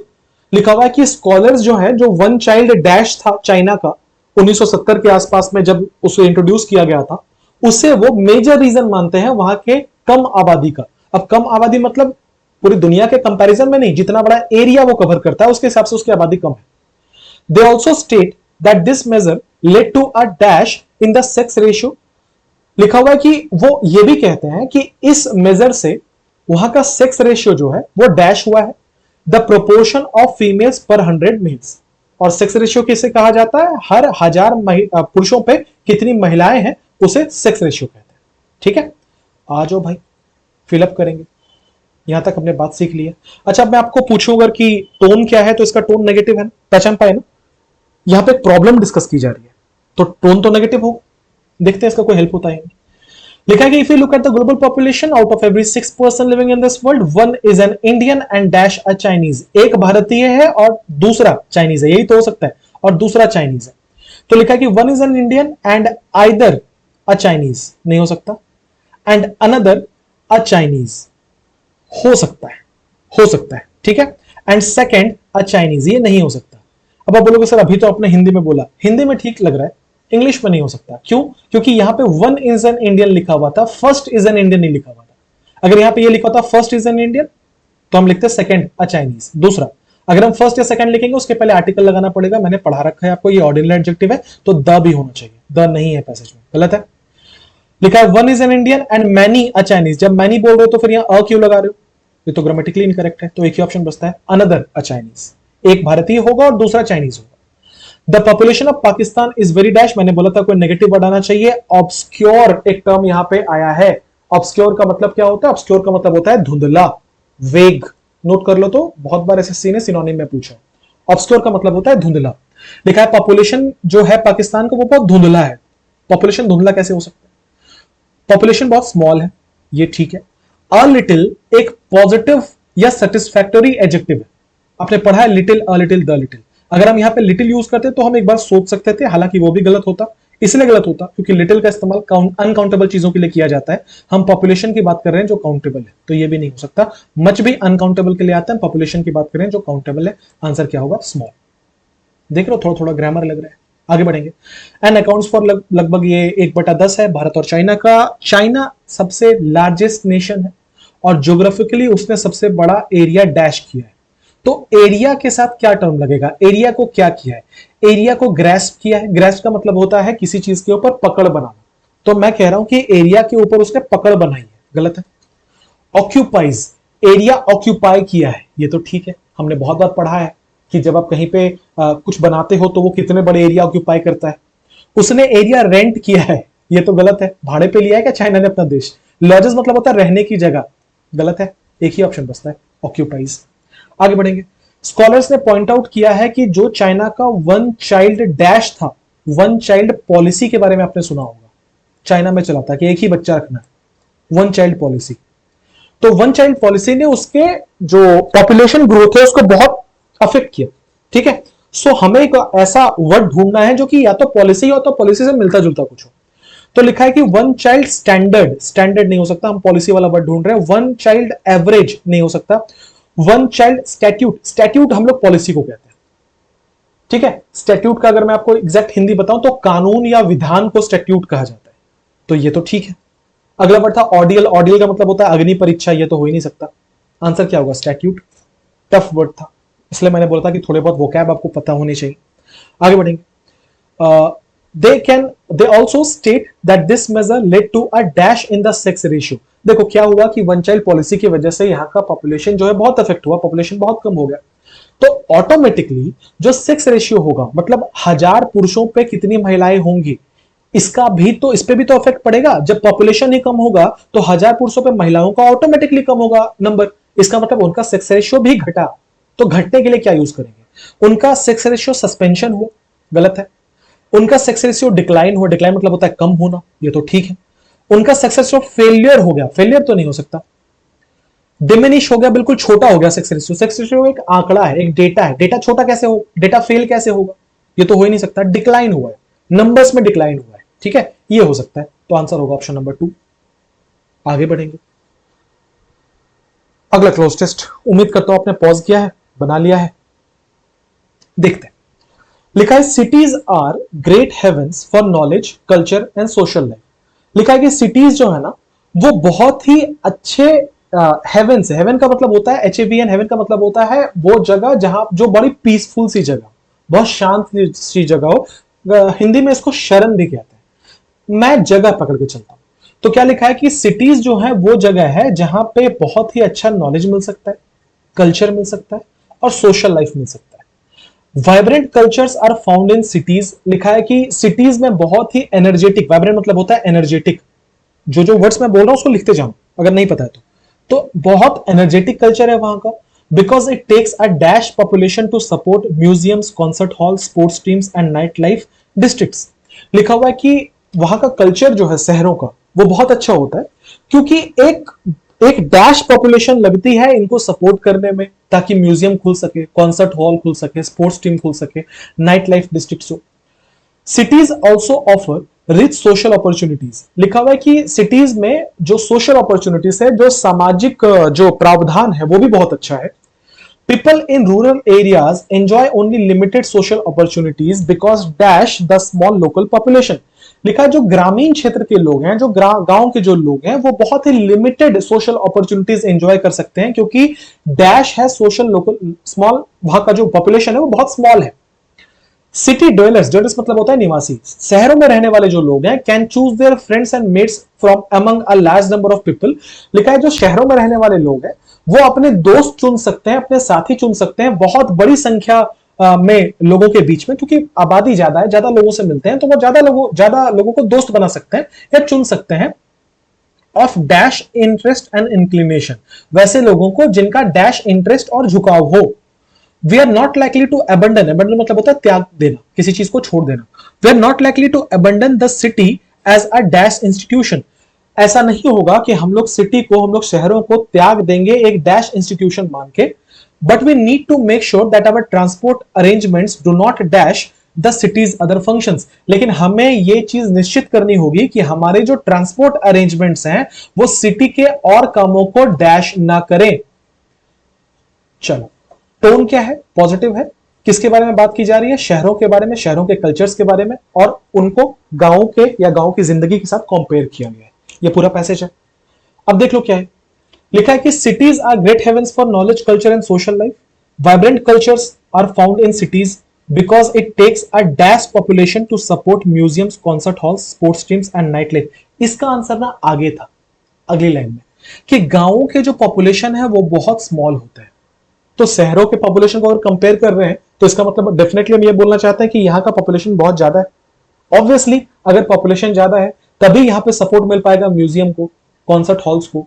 एक गांव में क्या होता है, लेट्स से कोई छोटा सा गांव है, 5,000 लोग हैं, आप वहां पे अगर कोई बड़ा सा लाइब्रेरी खोल देंगे तो उसमें से 10% ही लोग होंगे जो शायद पढ़ाई लिखाई कर रहे होंगे, और उसमें भी ही 10% लोग होंगे जो लाइब्रेरीज में आएंगे, क्योंकि पॉपुलेशन ही बहुत छोटा है। तो लाइब्रेरी चलेगा?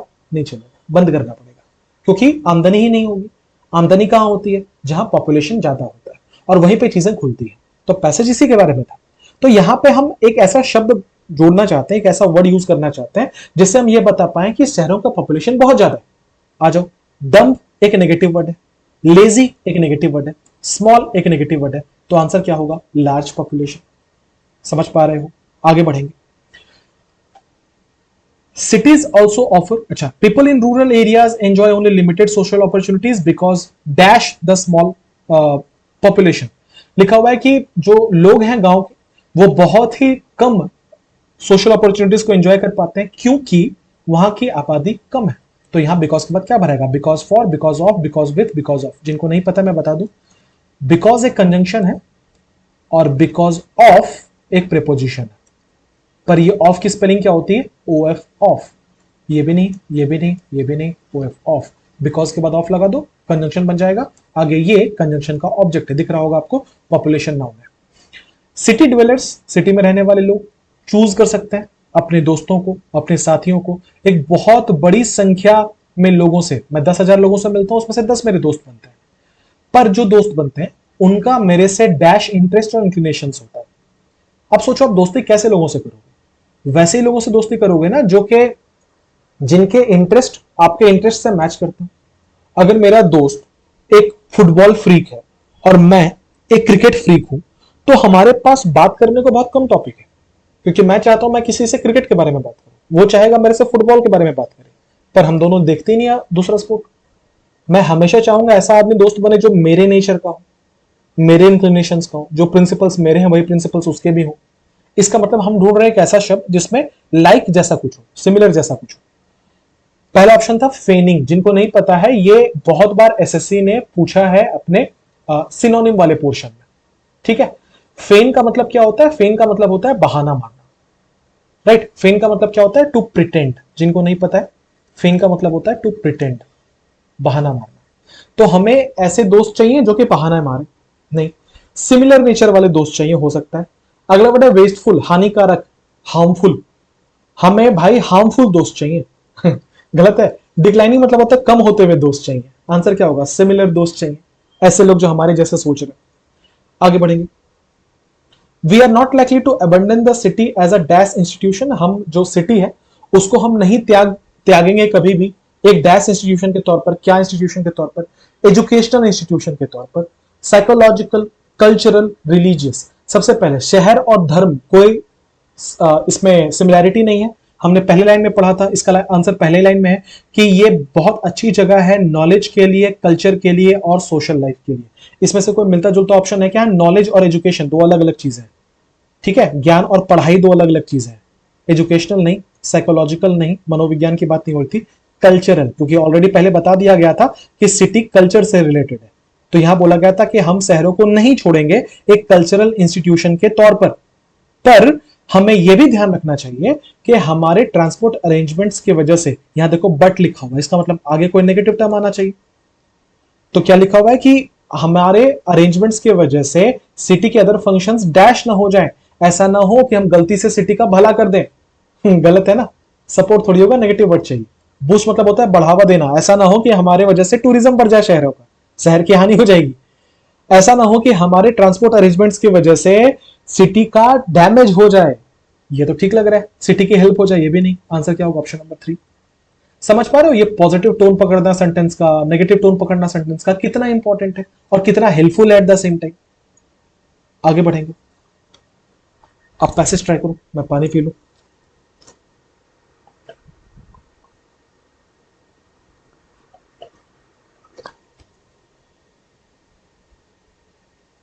चलो, उम्मीद करता हूं आपने पढ़ लिया है पैसेज। मैं एक्सप्लेन कर रहा हूं।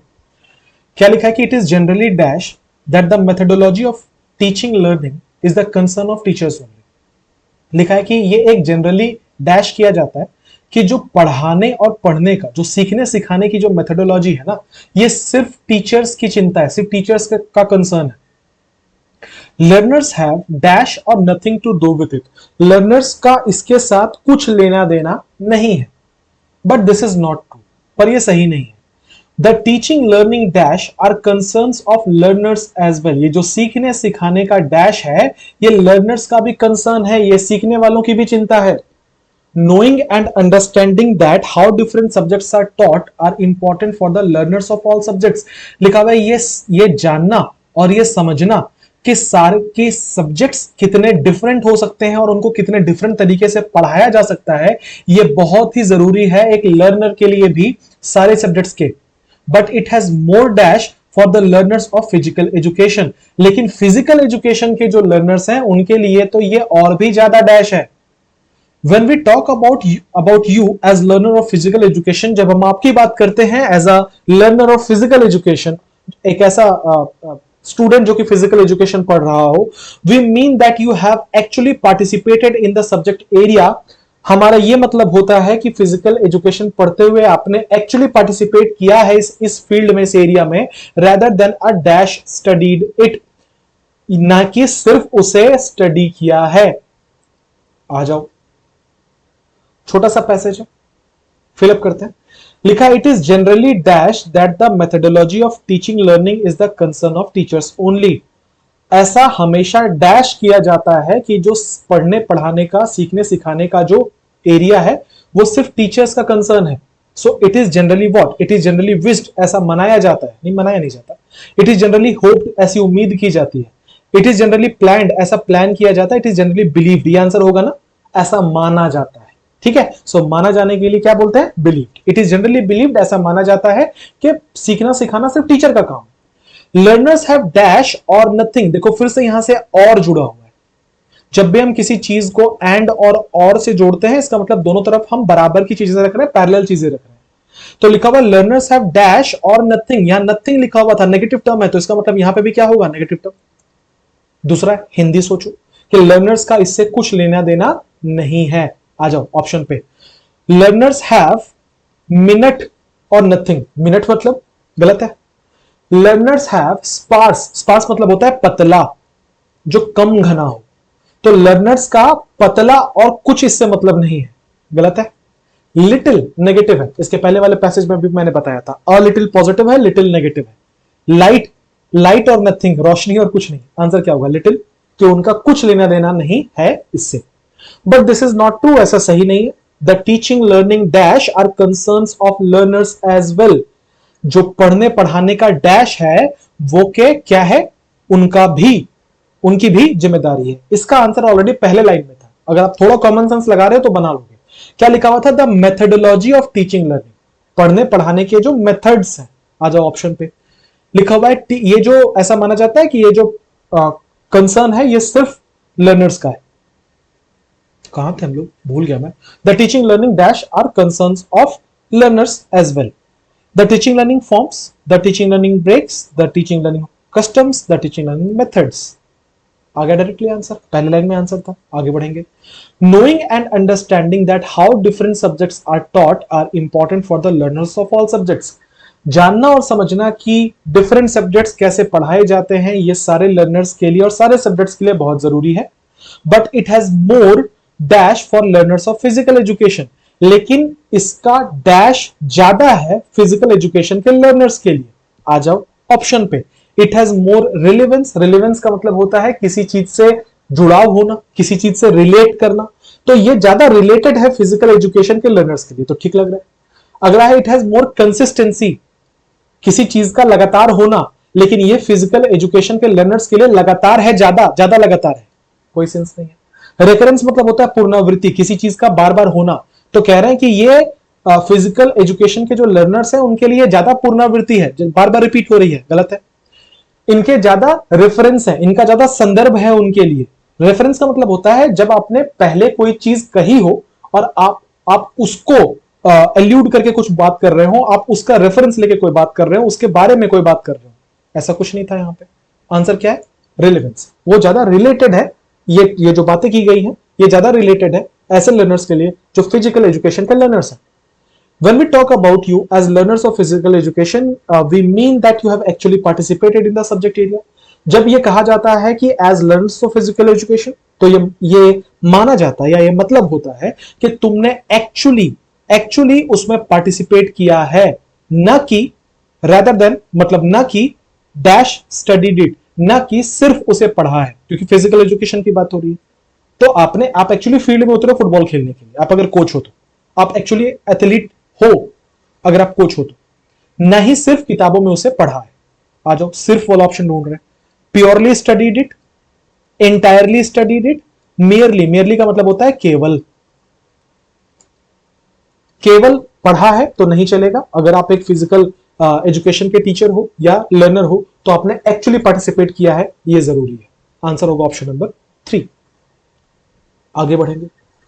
अगला पैसेज, क्लास लंबा है, ब्रेक लेना है ले लो, वीडियो पॉज कर लो, एक बार ट्राई कर लो, मैं आंसर बता रहा हूं। लिखा है ऑन द आफ्टरनून ऑफ 30 मार्च 1981, 30 मार्च 1981 के दोपहर को, many American experienced a dash of deja vu.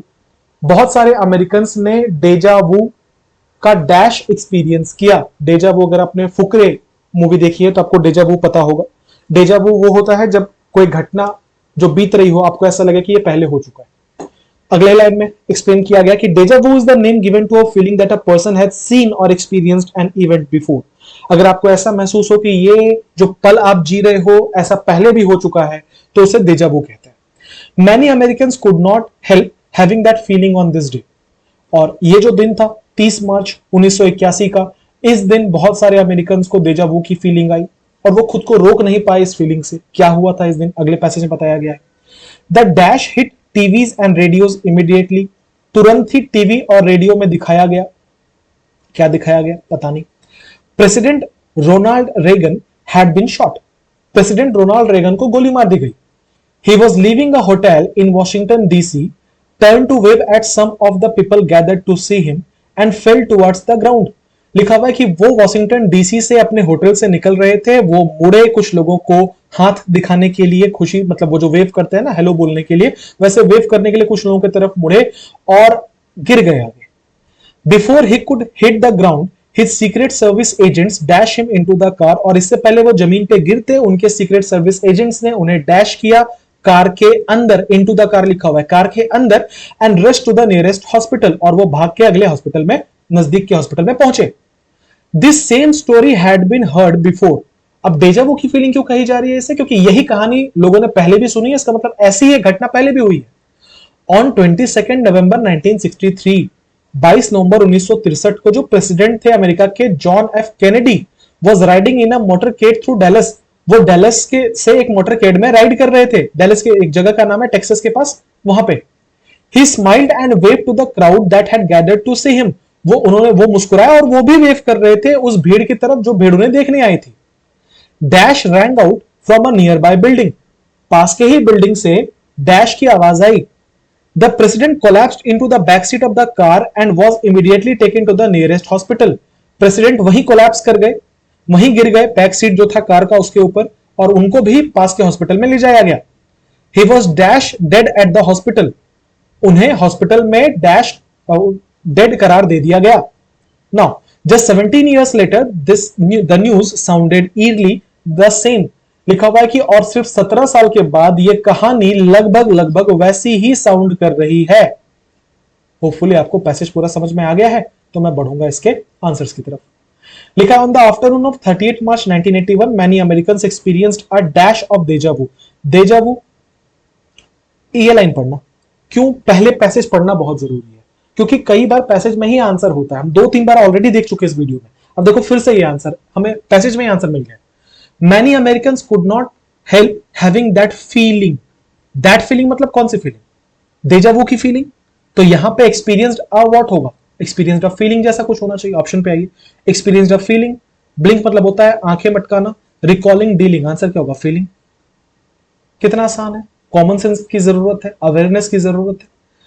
The dash hit the TVs and radios immediately. सोचो अगर कहीं के प्रेसिडेंट को गोली लग जाए तो टीवी और रेडियोज पे क्या होगा? न्यूज ही तो आएगा। ऑप्शन देखो, न्यूज आंसर है।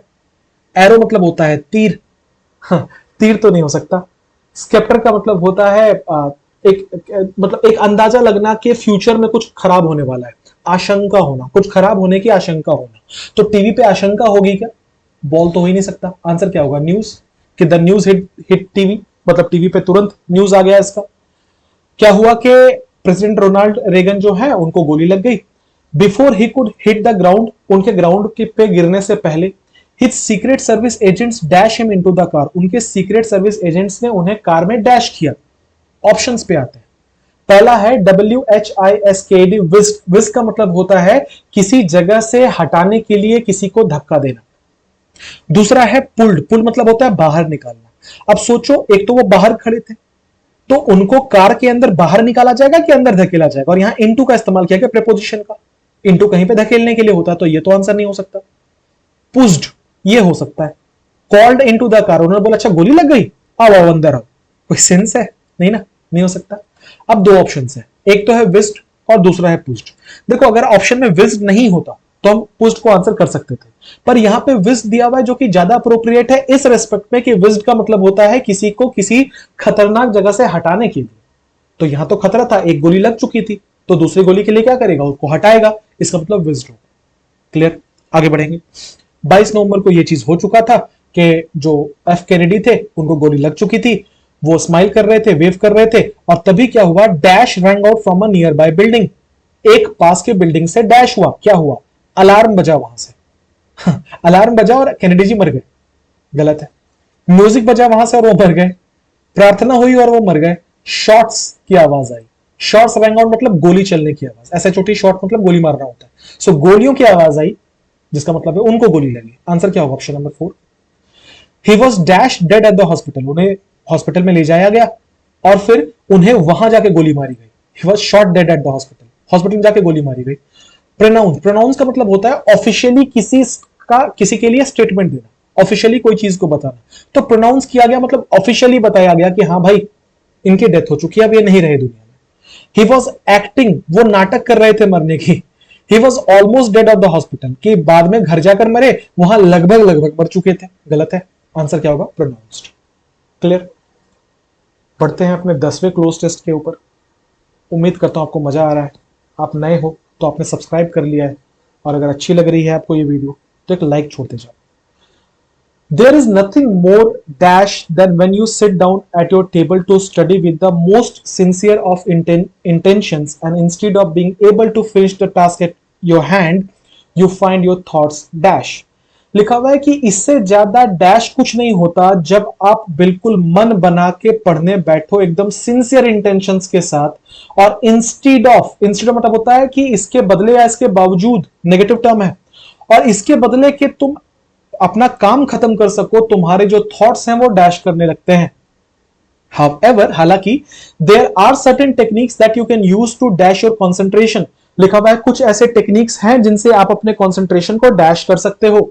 टू बिगिन विथ, अगर उनकी शुरुआत करें, one should dash to create the physical environment that is conducive. Conducive मतलब होता है किसी के लिए अच्छा, कोई माहौल जो किसी के लिए अच्छा हो, सो कंड्यूसिव कहा जाता है। कंड्यूसिव टू डैश थॉट, जैसे कि मैं कह रहा हूं कि YouTube कंड्यूसिव है एजुकेशन के लिए, इंस्टाग्राम कंड्यूसिव नहीं है। इसका मतलब वो सपोर्ट नहीं करता, वो उसका माहौल ठीक नहीं है पढ़ाई के लिए। ठीक है, यूट्यूब का माहौल ठीक है पढ़ाई के लिए, सो उसको कंड्यूसिव कहा जाता है। लिखा है कि अगर शुरू की जाए इस बात को तो एक किसी भी व्यक्ति को डैश करना चाहिए एक ऐसा माहौल, फिजिकल इन्वायरमेंट बनाने की जो कि पढ़ाई के लिए या थॉट्स के लिए कंड्यूसिव हो। बहुत ही छोटा पैसेज है, 4 लाइन का पैसेज है। आ जाओ ऑप्शन भरेंगे। There is nothing more dash than when you sit at your table. अभी हमने पूरा पढ़ा, क्या मीनिंग समझा हमने इसका? टोन क्या है? टोन है नेगेटिव, कहां तक? यहां तक। इसके बाद तरीके बताए गए हैं जो कि पॉजिटिव है। तो कहा क्या जा रहा है कि ऐसा, ये बहुत ही ज्यादा डैश है कि जब तुम पढ़ने बैठो और तुम्हारा मन ना लगे तो ये क्या होगा? ये बहुत ही ज्यादा सरप्राइजिंग है, ये बहुत ही ज्यादा इंटरेस्टिंग है, मजेदार बात है कि तुम्हारा मन नहीं लग रहा, बहुत ही एक्साइटिंग है कि अरे वाह आज मेरा मन नहीं लग रहा, बहुत ज्यादा फ्रस्ट्रेटिंग है। ये होगा ना कि तुम बिल्कुल चिढ़ जाओगे, अरे यार इतना मूड बना के पढ़ने बैठे थे, पढ़ भी नहीं पा रहे। आगे बढ़ेंगे। There is nothing more dash than when you sit down at your table to study with the most sincere of intentions instead of being able to finish the task at hand। और इससे इसके जगह पे कि तुम अपना काम खत्म कर सको, तुम्हारे जो थॉट्स है, तुम्हारी जो सोच है वो डैश कर जाती है, तुम्हारी सोच थक जाती है। हो सकता है यहाँ पे हम तो कोई नेगेटिव टर्म ही चाहिए। तुम्हारी सोच यहां वहां भटकने लगती है। WONDER वंडर का मतलब होता है सोचना, जबकि WANDER वंडर का मतलब होता है भटकना। दोनों में ओ और ए का डिफरेंस है, माइंड कीजिएगा इसको। तो लिखा हुआ है कि जो तुम्हारे थॉट्स हैं, तुम पढ़ने बैठते हो वो डैश करने लगते हैं, वो यहां वहां भटकने लगते हैं। हो सकता है your can find your thoughts interesting, कि तुम पढ़ने बैठते हो तुम्हें बड़े इंटरेस्टिंग थॉट्स आते हैं। ये तो फिर परेशानी वाली बात ही नहीं है, तुम्हारे बहुत चिंताजनक थॉट्स आते हैं। आंसर क्या होगा? वंडरिंग, कि तुम पढ़ने बैठो और तुम्हारी जो सोच है वो यहां वहां भटकने लगे, ये बड़ा फ्रस्ट्रेटिंग है। हालांकि ऐसे टेक्निक्स हैं जो कि आप यूज कर सकते हो कंसंट्रेशन को डैश करने के लिए। कंसंट्रेशन को क्या करने के लिए? कंसंट्रेशन को डिस्कवर करने के लिए, खोज के निकालने, कंसंट्रेशन की खोज करने के लिए। कंसंट्रेशन एक खोज, जैसे भारत एक खोज, एक किताब थी ना, कंसंट्रेशन एक खोज, गलत है। तुम तरीके अपना सकते हो कंसंट्रेशन को कमिट करने के लिए। कमिट काम को किया जाता है, कंसंट्रेशन को नहीं। कंसंट्रेशन को इनहेंस करने के लिए, बेहतर करने के लिए, ये आंसर हो सकता है। कंसंट्रेशन को कन्विंस करने के लिए, कहा कंसंट्रेशन मुझसे शादी कर लो, मैं तुम्हें कन्विंस कर रहा हूं, गलत है। आंसर क्या होगा? इनहेंस करने के लिए।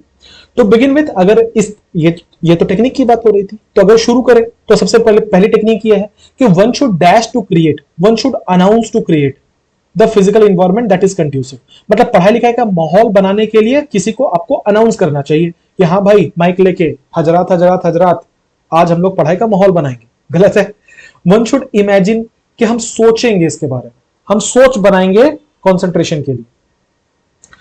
One should attempt to create, प्रयास करनी चाहिए।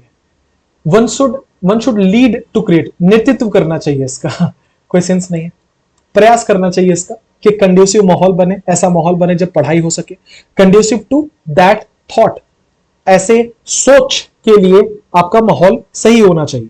ठीक है, क्या होगा? जॉयफुल थॉट के लिए, मजेदार सोच आए, इसका माहौल बनाना चाहिए।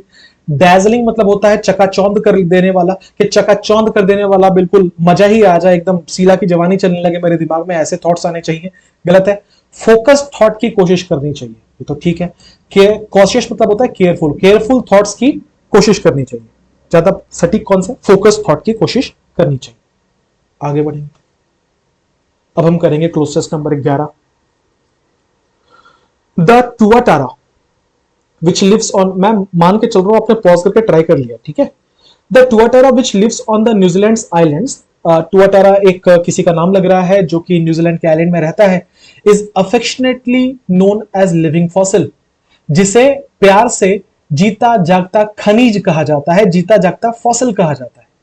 It is called that because it is the only dash reptile in a group of reptiles that dates back about 220 million years to the time of the dinosaurs। ऐसा इसलिए कहा जाता है, इसको लिविंग फॉसिल इसलिए कहा जाता है क्योंकि ये इकलौता ऐसा रेप्टाइल है बहुत सारे रेप्टाइल्स के बीच में जो 220 मिलियन ईयर्स पुराना है, डायनासोर्स के टाइम का है ये। The colour of the tuatara is grey और ऑलिव ग्रीन। अब तो समझ में आ गया कि ये एक रेप्टाइल है, एक जानवर है। इसका जो कलर है वो ग्रे या ऑलिव ग्रीन जैसा है। It dash to a length of around 60 centimetre, ये लगभग 60 सेंटीमीटर लेंथ के आसपास का हो सकता है। The fact that this lizard, ये किस्म की छिपकली है, the dash that this lizard has 3 eyes is it's most dash feature. और ये फैक्ट कि इस छिपकली की 3 आंखें हैं, ये इसका सबसे डैश फीचर है। यहां पे जरूर कुछ इंटरेस्टिंग टाइप का वर्ड होना चाहिए, 3 आंखों वाला जानवर है तो इंटरेस्टिंग फीचर ही है। The pineal eye is the name given to the cone shape third eye. इसकी तीसरी आंख को पीनियल आई कहा जाता है, जो कि कोन शेप का आई है। This I is in a space between the brain and the head. इसके दिमाग और इसके सर के बीच में ये आंख होती है, मतलब इसके सर के आसपास में कहीं पे ये तीसरी आंख इसकी होती है। It has an eyelid over the third eye. इसके तीसरे आंख में आईलिड भी है ठीक है, कितना डरावना दिखता हुआ है, मैं ये सोच रहा हूं। Which closes on a horizontal level, और ये हॉरिजॉन्टल तरीके से बंद होता है। The tuatara has teeth that are dash from those of other reptiles. लिखा हुआ है कि दूसरे रेप्टाइल्स के जैसे दांत होते हैं, टुआटारा के दांत उनसे डैश है, उनसे डैश है, क्या है पता नहीं। The lower jaw has only one row of teeth while the upper jaw has two rows. जो लोअर जॉ है इसके मुंह में, उसमें केवल एक रो है, जबकि ऊपर वाले जॉ में दो रो है। मतलब अब दांत भी उसके तीन तीन है, नीचे एक तरीके के और ऊपर दो तरीके के। डरावना है भाई ये। The tuatara is most active at night. It eats the eggs of birds, frogs, rats and insects. लिखा है कि टुआटारा सबसे एक्टिव रहता है रातों में, और ये क्या खाता है भाई, ये अंडे खाता है बर्ड्स के, फ्रॉग्स के, रैट्स के, इंसेक्ट्स के। A tuatara's average lifespan is less than 77 years. Tuatara का जो एवरेज लाइफ स्पैन है वो 77 साल से कम का है, but some species can live up to 100 years. लेकिन इसकी कुछ प्रजातियां हैं जो कि 100 सालों तक भी जी सकती है। In the spring the female tuatara lays 8 to 15 eggs. Spring के महीने में जो फीमेल टुआटारा है वो लगभग 8 से 15 अंडे देती हैं। These eggs are dash during summer. ये जो एग्स हैं ये डैश होते हैं समर्स के दौरान। स्प्रिंग्स में ये अंडे देती है और गर्मियों के मौसम में वो डैश होते हैं। आ जाओ भाई, हमने पैसेज समझ लिया। ये टुआटारा के बारे में है, पॉजिटिव बातें की गई हैं, पॉजिटिव पैसेज है, फिलअप करेंगे। The tuatara which lives on New Zealand's islands is affectionately known as living fossil. It is called that because it is the only dash reptile in a group of reptiles. Only what?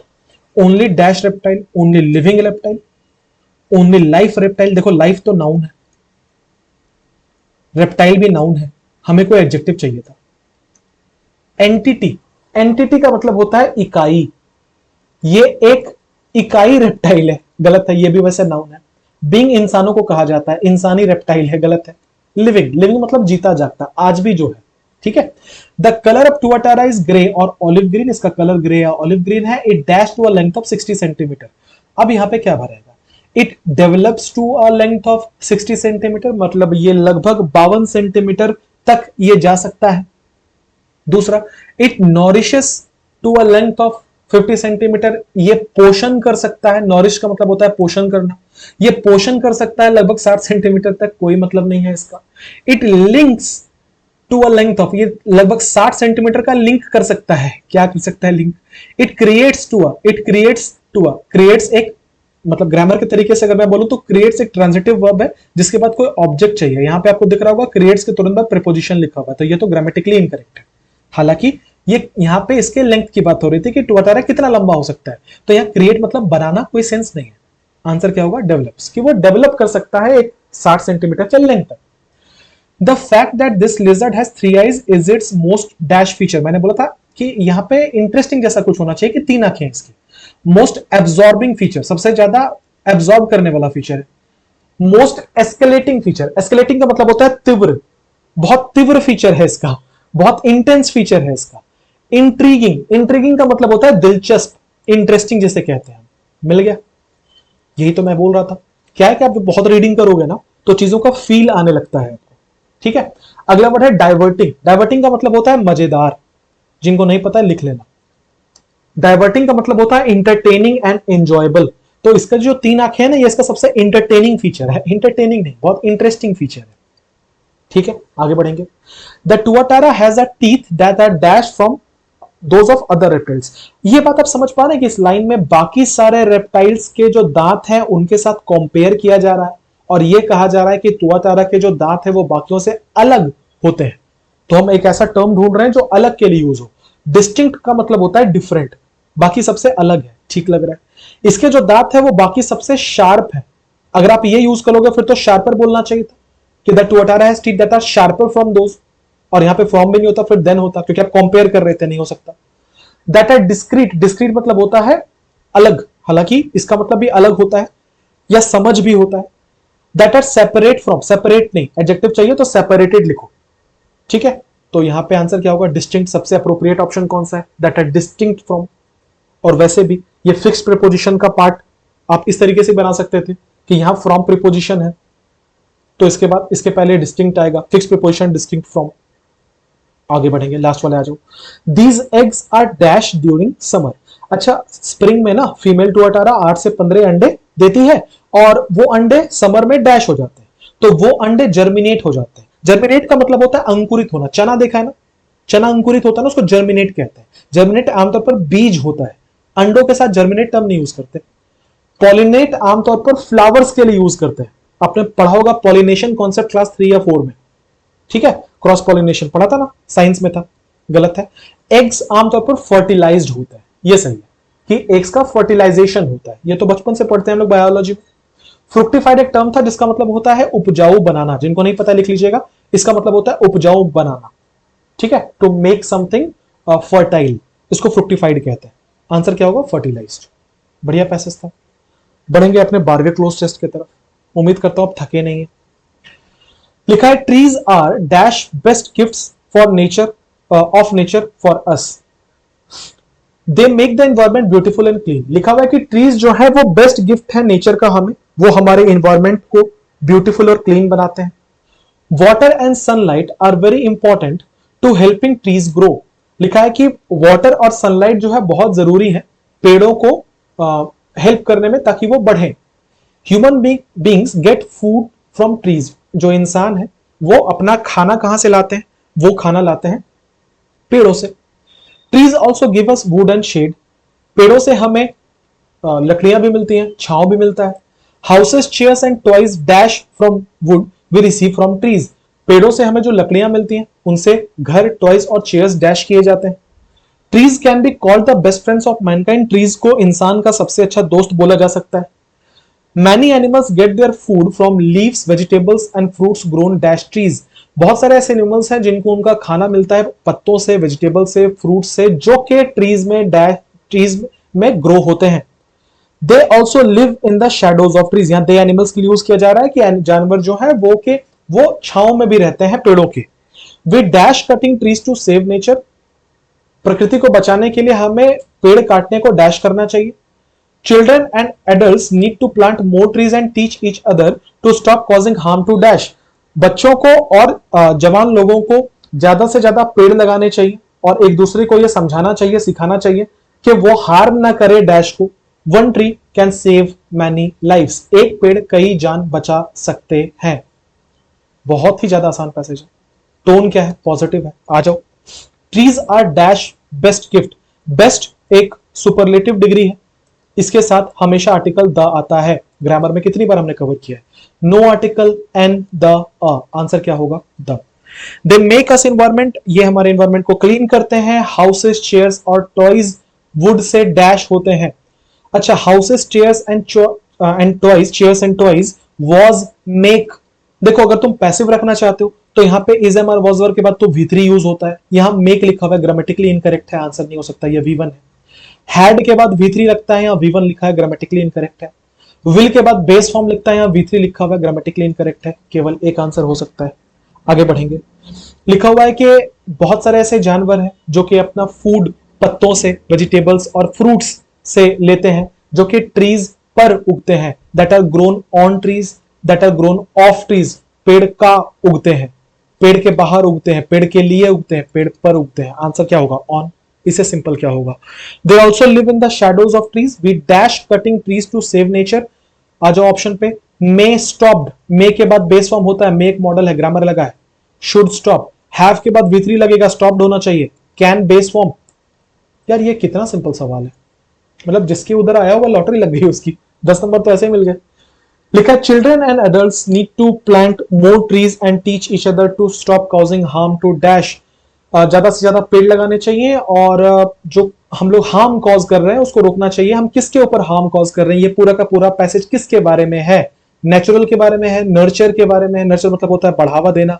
Nature के बारे में है, nurturing के बारे में है। Answer क्या है, नेचर के बारे में। ठीक है, हार्म टू प्रीपोजिशन था, इसके बाद एक नाउन आना चाहिए था। नर्चर वर्ब है, नर्चरिंग वर्ब है, ये तो ऐसे ही नहीं हो सकता। टू नेचुरल या टू नेचर? आंसर होगा टू नेचर। क्लियर? बढ़ेंगे अपने 13वें क्लोज टेस्ट की तरफ। आ जाओ समझते हैं।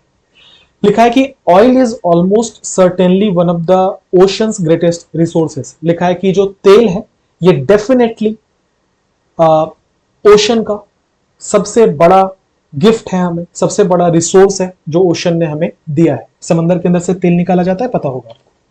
33% of the world's oil comes from seawater fields in seas। लिखा है कि दुनिया का 33% जो तेल है वो समुद्र से निकाला जाता है लगभग।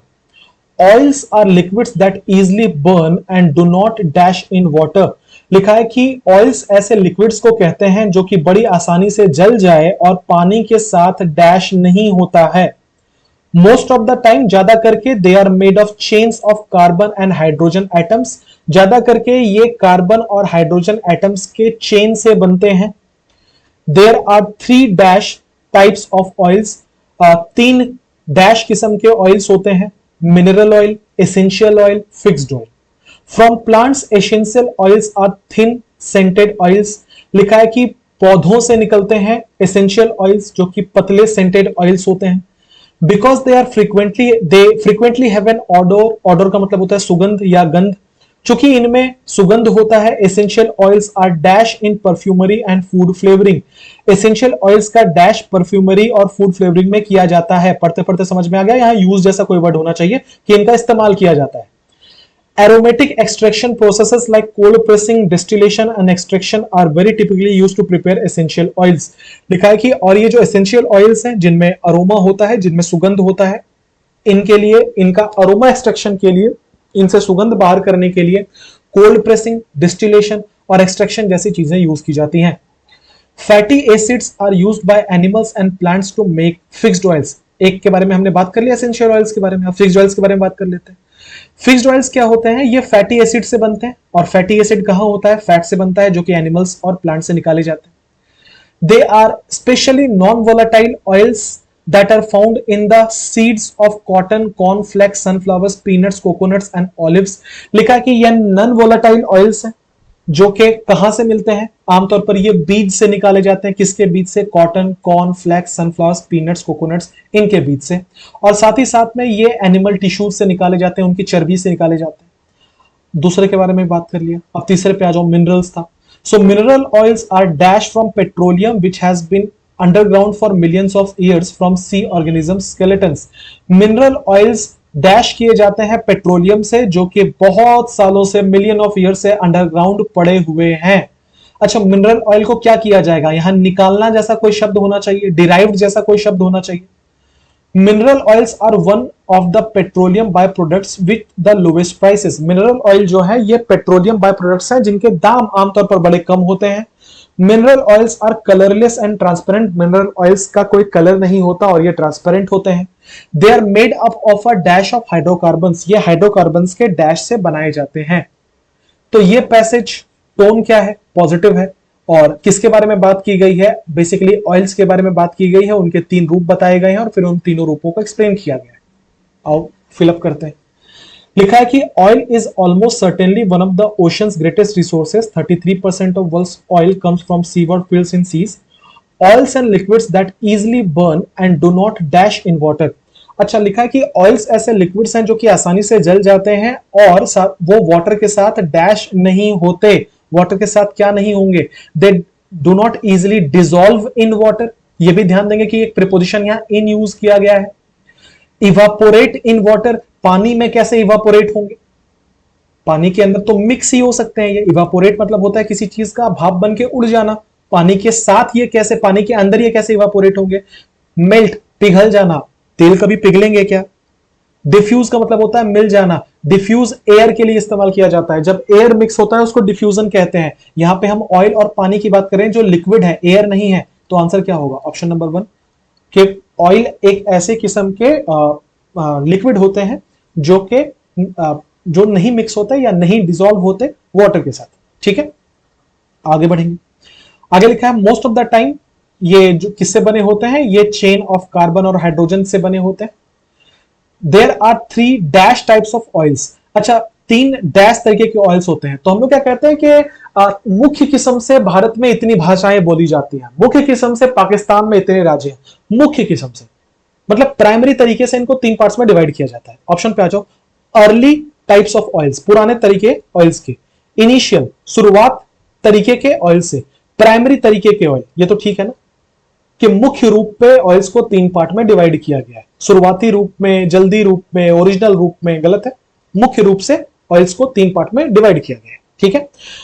अब सेंटेड ऑयल की बात हो रही है। Because they frequently have an order, essential oils are dash from, मैंने क्या बोला था यहां पे इस्तेमाल जैसा कुछ होना चाहिए। Essential oils are operated in perfumery, उनको ऑपरेट किया जाता है परफ्यूमरी में, गलत है। उनको एम्प्लॉय किया जाता है परफ्यूमरी में, मतलब तेल को नौकरी दी जाती है परफ्यूमरी में, गलत है।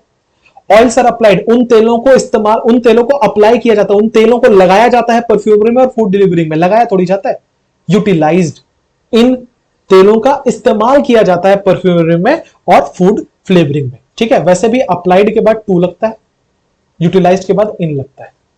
आप इसको ऐसे भी बना सकते थे, आपने ऐसे बनाया भी होगा शायद। आगे बढ़ेंगे। They are specifically non volatile, किसकी बात की जा रही थी, हम लोग बात कर रहे थे फैटी एसिड्स के बारे में, फिक्स्ड ऑयल्स के बारे में। Mineral oils are dash from petroleum, मैंने यहां बोला था यहां बनाने निकालने जैसा कुछ होगा कि मिनरल ऑयल को पेट्रोलियम से डैश किया जाता है, क्योंकि शुरुआत से देखना हम लोग यहां बात कर रहे थे किससे बनाया जाता है, सेंटेड ऑयल्स किससे बनते हैं, है ना, फैटी ऑयल्स किससे बनते हैं, तो यहां पे वही बात की गई है कि मिनरल ऑयल्स किससे बनते हैं। मिनरल ऑयल्स आर फैब्रिकेटेड, देखो फैब्रिकेट का मतलब होता है कोई चीज जो मशीन से बनाई जाए। क्या हाँ यहां पे ऑयल्स को मशीन से बनाने की बात हो रही है, नहीं, समंदर के अंदर की ऑयल की बात हो रही है। उनको रिन्यू किया जाता है, मतलब ये पहले से है, दुनिया में है, पेट्रोलियम उनको रिन्यू करता है, गलत है। अगला ऑप्शन है प्रोड्यूस्ड, कि इनको प्रोड्यूस किया जाता है, ये तो ठीक लग रहा है। इन्वेंटेड ये इनको इन्वेंट किया जाता है, गलत है, खोज के निकाला जाता है, इनकी खोज की जाती है पेट्रोलियम के द्वारा, आंसर होगा प्रोड्यूस्ड। आगे बढ़ेंगे। They are made up of a dash of hydrocarbons, ये हाइड्रोकार्बन्स के डैश से बनते हैं, हाइड्रोकार्बन के एसोसिएशन से बनते हैं, कोलैबोरेशन के से बनते हैं, कोऑपरेशन से बनते हैं, कॉम्बिनेशन से बनते हैं। आंसर क्या होगा, कॉम्बिनेशन से। इसका आंसर इसी लाइन में था, देख लेना, चेन से बनाए जाते हैं। एसोसिएशन लोगों का होता है, कोलैबोरेशन क्रिएटर्स का होता है, कोऑपरेशन लोग करेंगे आपस में, कॉम्बिनेशन हो सकता है हाइड्रोकार्बन का, हाइड्रोजन और कार्बन मिलाकर ही बनता है, उनके कॉम्बिनेशन से ही बनता है। क्लियर। बढ़ते हैं अपने 14th क्लोज टेस्ट की तरफ। Once upon a time there was a man, मैं अज्यूम करके चल रहा हूं, आपने पॉज करके बना लिया है। लिखा हुआ once upon a time there was a man dash used to tell the fortunes of people, एक बार की बात है यार। ये जो एक बार की बात है वाला क्लोज टेस्ट है ना, ये बनाने में बड़ा मजा आता है, क्योंकि ये कोई स्टोरी है और सिंपल है, तुरंत बनने वाला है। तो क्या लिखा हुआ है कि एक बार की बात है, एक आदमी था जो के लोगों के का भविष्य बताया करता था। फॉर्च्यून मतलब होता है भविष्य या किस्मत, लोगों का किस्मत बताया करता था ये। One day he was telling the fortune as usual when one man came to him and said, एक बार ये किसी व्यक्ति की किस्मत बता रहा था, तभी एक व्यक्ति उसके पास आता है, दूसरा व्यक्ति, और वाके कहता है कि somebody dash broken the door of your house and had stolen many valuables। लिखा हुआ है कि तभी एक आदमी आता है, वो आकर कहता है कि तुम्हारा घर किसी ने तोड़ दिया, तुम्हारे घर में कोई घुस गया और उसने बहुत सारी चीजें जो है वो चुरा ली है। अब थोड़ा कॉमन सेंस लगाओ और देखो कितना अच्छा हिंट आपके सेंटेंस में दिया हुआ है। सबसे पहले तो यहां पे ब्रोकन लिखा हुआ था, ब्रोकन लिखे होने का क्या मतलब है, वर्ब पढ़ो तो ब्रेक V1 होता है, ब्रोक V2 होता है, ब्रोकन V3 होता है। इसका मतलब इसके पहले कोई ना कोई हैज हैव हैड होना चाहिए। ये बात तो क्लियर हो गया क्योंकि ये V3 था। आगे आएंगे, लिखा था broken the door of your house and has stolen, inverted comma के अंदर है, डायरेक्ट स्पीच में लिखा है। अगर यहां हैज है मतलब प्रेजेंट टेंस है, तो यहां पे भी तो प्रेजेंट टेंस होना चाहिए। अगर प्रेजेंट टेंस होना चाहिए तो शैल हैव नहीं हो सकता, हैड नहीं हो सकता। अच्छा, somebody, nobody, everybody, someone, known, everyone, सारे के सारे सिंगुलर सब्जेक्ट होते हैं, इसका मतलब हैव हो सकता है कि हैव भी नहीं हो सकता। आंसर क्या होगा, हैज। सिंपल था तो मैंने यही बना दिया। Go home at once, at once एक फ्रेज है जिसका मतलब होता है तुरंत, तुरंत घर जाओ। कोई तुम्हारे घर में घुस गया और तुम्हारी बड़ी वैल्यूएबल चीजें चोरी कर ली। The fortune teller was dash shocked to hear the news, fortune teller जो है ये न्यूज सुन के बिल्कुल डैश शॉक्ड हो गया। He could not utter a word out of shock, वो एक शब्द भी नहीं बोल पा रहा था शॉक की वजह से। He just ran to his house as fast as he could, वो अपने घर की तरफ भागा जितना तेज वो भाग सकता था। He was in such a hurry that he left all the things behind. वो इतनी जल्दीबाजी में था कि उसने सारी चीजें पीछे छोड़ दी. Now one of his customers saw him rushing. उसके कस्टमर ने देखा कि वो भाग के कहीं जा रहा है and dash, और उसने डैश किया. Every day he dashed the fortunes of so many people. हर दिन वो बहुत सारे लोगों की किस्मत डैश करता है. But today he could not see his own future. लेकिन आज वो अपनी किस्मत नहीं देख पाया. The fortune teller felt very embarrassed. ये सुन के जो फॉर्च्यून टेलर था, जो किस्मत बताने वाला जो व्यक्ति था, वो बहुत डैश हुआ. आ जाओ, आसान सा पैसेज है, भरते हैं. लिखा है once upon a time there was a man dash used to tell. अच्छा, मैन की बात हो रही है तो क्या लगा सकते हैं? whom, whose, by whom, who. Answer क्या होगा? who used to tell. एक आदमी था जो कि बताया करता था. क्या बताया करता था? फॉर्च्यून बताया करता था. One day he was telling the fortune as usual when a man came to him and said, somebody, बता दिया मैंने, has लगेगा. Go home at once. The fortune teller was dash shocked. क्या होगा? The fortune teller was many shocked. वो बहुत shocked हो गया. many countable चीजों के लिए लगता है. Was quite shocked. Quite का मतलब होता है काफी. वो काफी शॉक हुआ. ये तो ठीक लग रहा है. So less shocked. अगर आप so less बोलोगे तो फिर आगे that लगाना पड़ेगा. वो बहुत कम, काफी कम शॉक हुआ. गलत है. सो मोर कॉम्परेटिव डिग्री है, आपको लगाना पड़ेगा यहां पे मोर कॉम्परेटिव, मोर शॉक्ड, तो फिर बोलना पड़ेगा एक तो यहां लगाना पड़ेगा देन, और दूसरा सो मोर कुछ नहीं होता. आंसर क्या होगा? क्वाइट. काफी शॉक हुआ सुन के, काफी शॉक था. आगे लिखा हुआ he was in such a Hari that he left all his things behind. Now one of the customers saw him rushing and dash. उसके एक कस्टमर ने, ध्यान देना, one of his customers saw, past है, हिम एंड डैश. तो यहां पे भी अगर कोई वर्ब आएगा तो वो कौन से टेंस में होगा? पास्ट में होगा, क्योंकि दोनों घटनाएं तो कस्टमर ही कर रहा है और साथ में कर रहा है. उसने देखा और उसने बोला, तो आंसर है comments present tense. Commented past tense, comment present tense, commenting कोई हेल्पिंग वर्ब चाहिए, ठीक है, क्योंकि आईएनजी है. आंसर क्या होगा? Commented. Clear. Every day he dash the fortunes of so many people. हर दिन ये बहुत सारे लोगों का फॉर्च्यून डैश करता है. फिर से ग्रामर है. याद करो कि मैंने अपने पिछले वीडियो में कवर किया था और तब आपको ये बताया था कि हैबिचुअल एक्शन शो करने के लिए, जब भी आप कोई हैबिचुअल एक्शन शो करोगे तो हमेशा उसमें क्या लगता है भाई साहब? उसमें हमेशा लगता है V1 या फिर V5. अगर प्लूरल हुआ तो V1 लगाएंगे, सिंगुलर हुआ तो V5 लगाएंगे. ये पढ़ाया था, नहीं पढ़ाया था? अब देख लो, एवरीडे ही सिंगुलर है, आगे आ जाओ. टेल प्लूरल है. टेलिंग, इसके पहले कोई हेल्पिंग वर्ब चाहिए. टोल्ड पास्ट हो जाएगा. टेल्स, आंसर होगा एवरीडे ही टेल्स. अब आप यहां कुड देख के कंफ्यूज हो सकते हो, पर कंफ्यूज होने का जगह मैंने खत्म कर दिया, क्योंकि यहां पे एवरीडे टर्म यूज था. इस वजह से हम लोग यहां पे टेल्स यूज करेंगे कि वो हमेशा ऐसा करता है. आगे बढ़े, आते हैं 15 पे. लिखा है फेमीन्स वर, फेमीन हिंदी में अकाल को फेमीन कहते हैं, भुखमरी को फेमीन कहते हैं. लिखा है famines were dash during the period of British rule due to many reasons dash unemployment following import of machine made goods from Britain. लिखा है भुखमरी जो थे वो ब्रिटिश एरा के दौरान, ब्रिटिशर्स के टाइम के दौरान बहुत डैश थे और उसके कई सारे कारण थे. अनएम्प्लॉयमेंट, उसके बाद जो अनएम्प्लॉयमेंट कैसे आया था? जो मशीन मेड गुड्स आने लगे थे उसकी वजह से.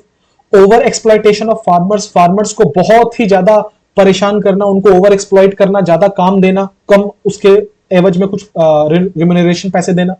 And dash access to food, और जो खाने, लोगों के जो खाने की अवेलेबिलिटी थी उस वक्त पे वो बहुत डैश थी. अब सोचो, अगर खाने की अवेलेबिलिटी ज्यादा होगी तो कभी भुखमरी आएगी क्या? किसके बारे में पैसेज है? भुखमरी के बारे में है ना. अगर भुखमरी के बारे में इसका मतलब कमी होनी चाहिए, तो यहां पे हम कौन सा टर्म भरेंगे? कमी जैसा कुछ भरेंगे. India suffered to very severe droughts in 1965 and 1966. Bharat ने 1965 और 1966 में जो दो बड़ी ही भयंकर भुखमरी झेली. इंडिया अचीव्ड, अचीव एक पॉजिटिव वर्ड है. India achieved dash in food grains by the year 1976 through the implementation of the seed water fertiliser led dash. Bharat ने डैश अचीव कर लिया फूड ग्रेन्स में 1976 ईस्वी में. कैसे अचीव किया? जब उसने लागू किया सीड वाटर फर्टिलाइजर से लेड डैश को. क्या है वो हम लोग आगे भरेंगे. The country is no longer expose to real famines. अब भारत में भुखमरी नहीं आती. इस लाइन की इंपॉर्टेंस क्या है कि ये 1975 कहां गया, 1976 में कुछ बदला, कुछ पॉजिटिव हुआ. इसका मतलब इस लाइन में कुछ पॉजिटिव भराना चाहिए. उसके पहले वाले में हम नेगेटिव चीजें भर रहे थे. उससे क्या हुआ कि अब भारत में रियल फेमिन्स नहीं है. However, lack of purchasing power continues to haunt people in some of the parts in the country. हालांकि अभी भी लोगों में चीजों को खरीदने की क्षमता कम है, जिसका मतलब गरीबी है, जिसकी वजह से कुछ जगह पे यह परेशानी भुखमरी की आज भी है. ये पूरा पैसेज था, मोटा मोटा पैसेज नेगेटिव टोन में है, जहां पॉजिटिव था वहां मैंने आपको बता दिया है. आ जाओ ट्राई करते हैं. क्या लिखा है कि famines were dash during the period of British rule due to many reasons. Famine, अभी हमने पूरा में क्या पढ़ा कि ब्रिटिश रूल के दौरान फेमीन्स बहुत आते थे. तो यहां पे हमें एक ऐसा वर्ड भरना है जिसका यह मतलब हो कि बहुत ज्यादा किसी चीज का आना. फेमीन्स वर पॉज्ड.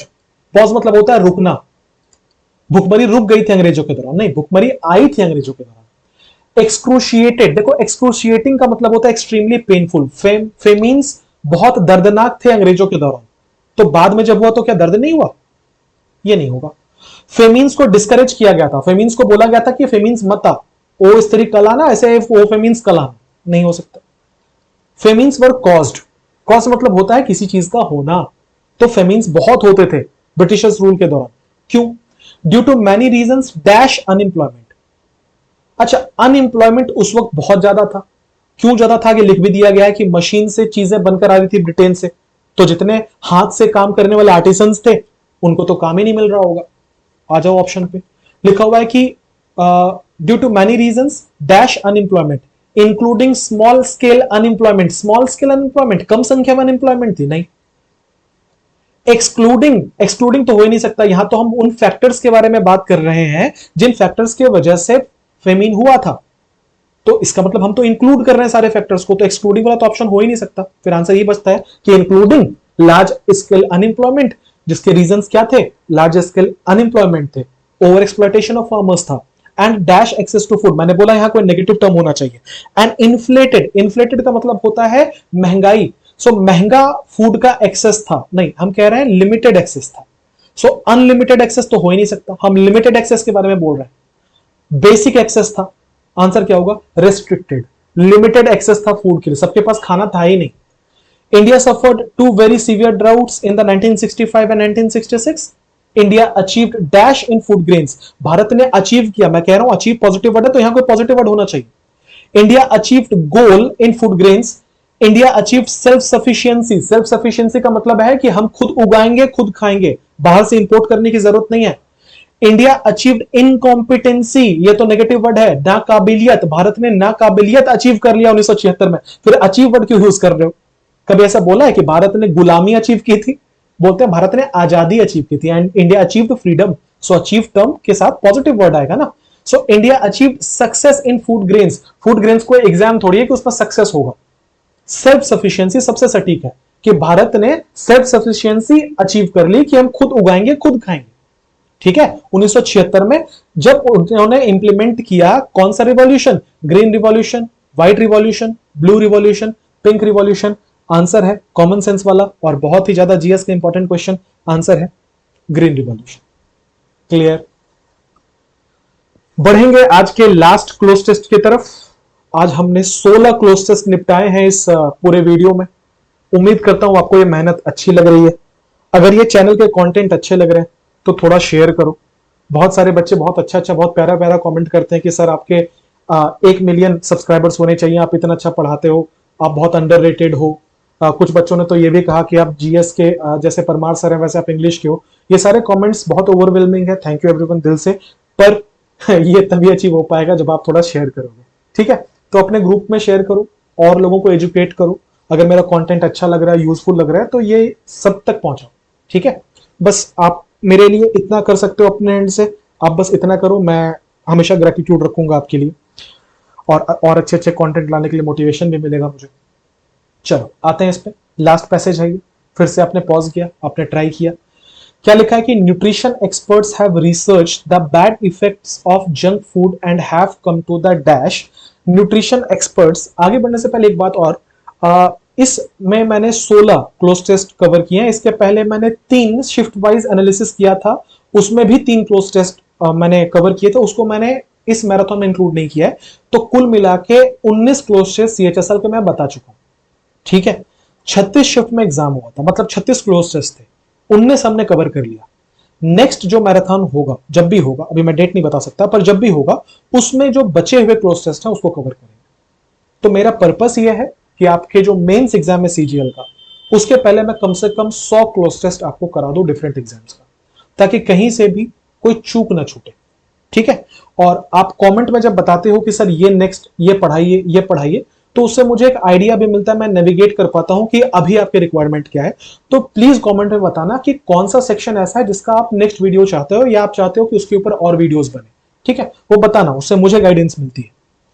और अगर आप चैनल पर नए हो तो मैं ऑलरेडी बोल चुका हूं कि डेडिकेटेड प्लेलिस्ट है, सीएचएसएल का भी है, सीपीओ का भी है, जाओ देखो एंजॉय करो, बहुत यूजफुल कंटेंट है। वापस आता हूं, समझाता हूं, बहुत बातें हो गई।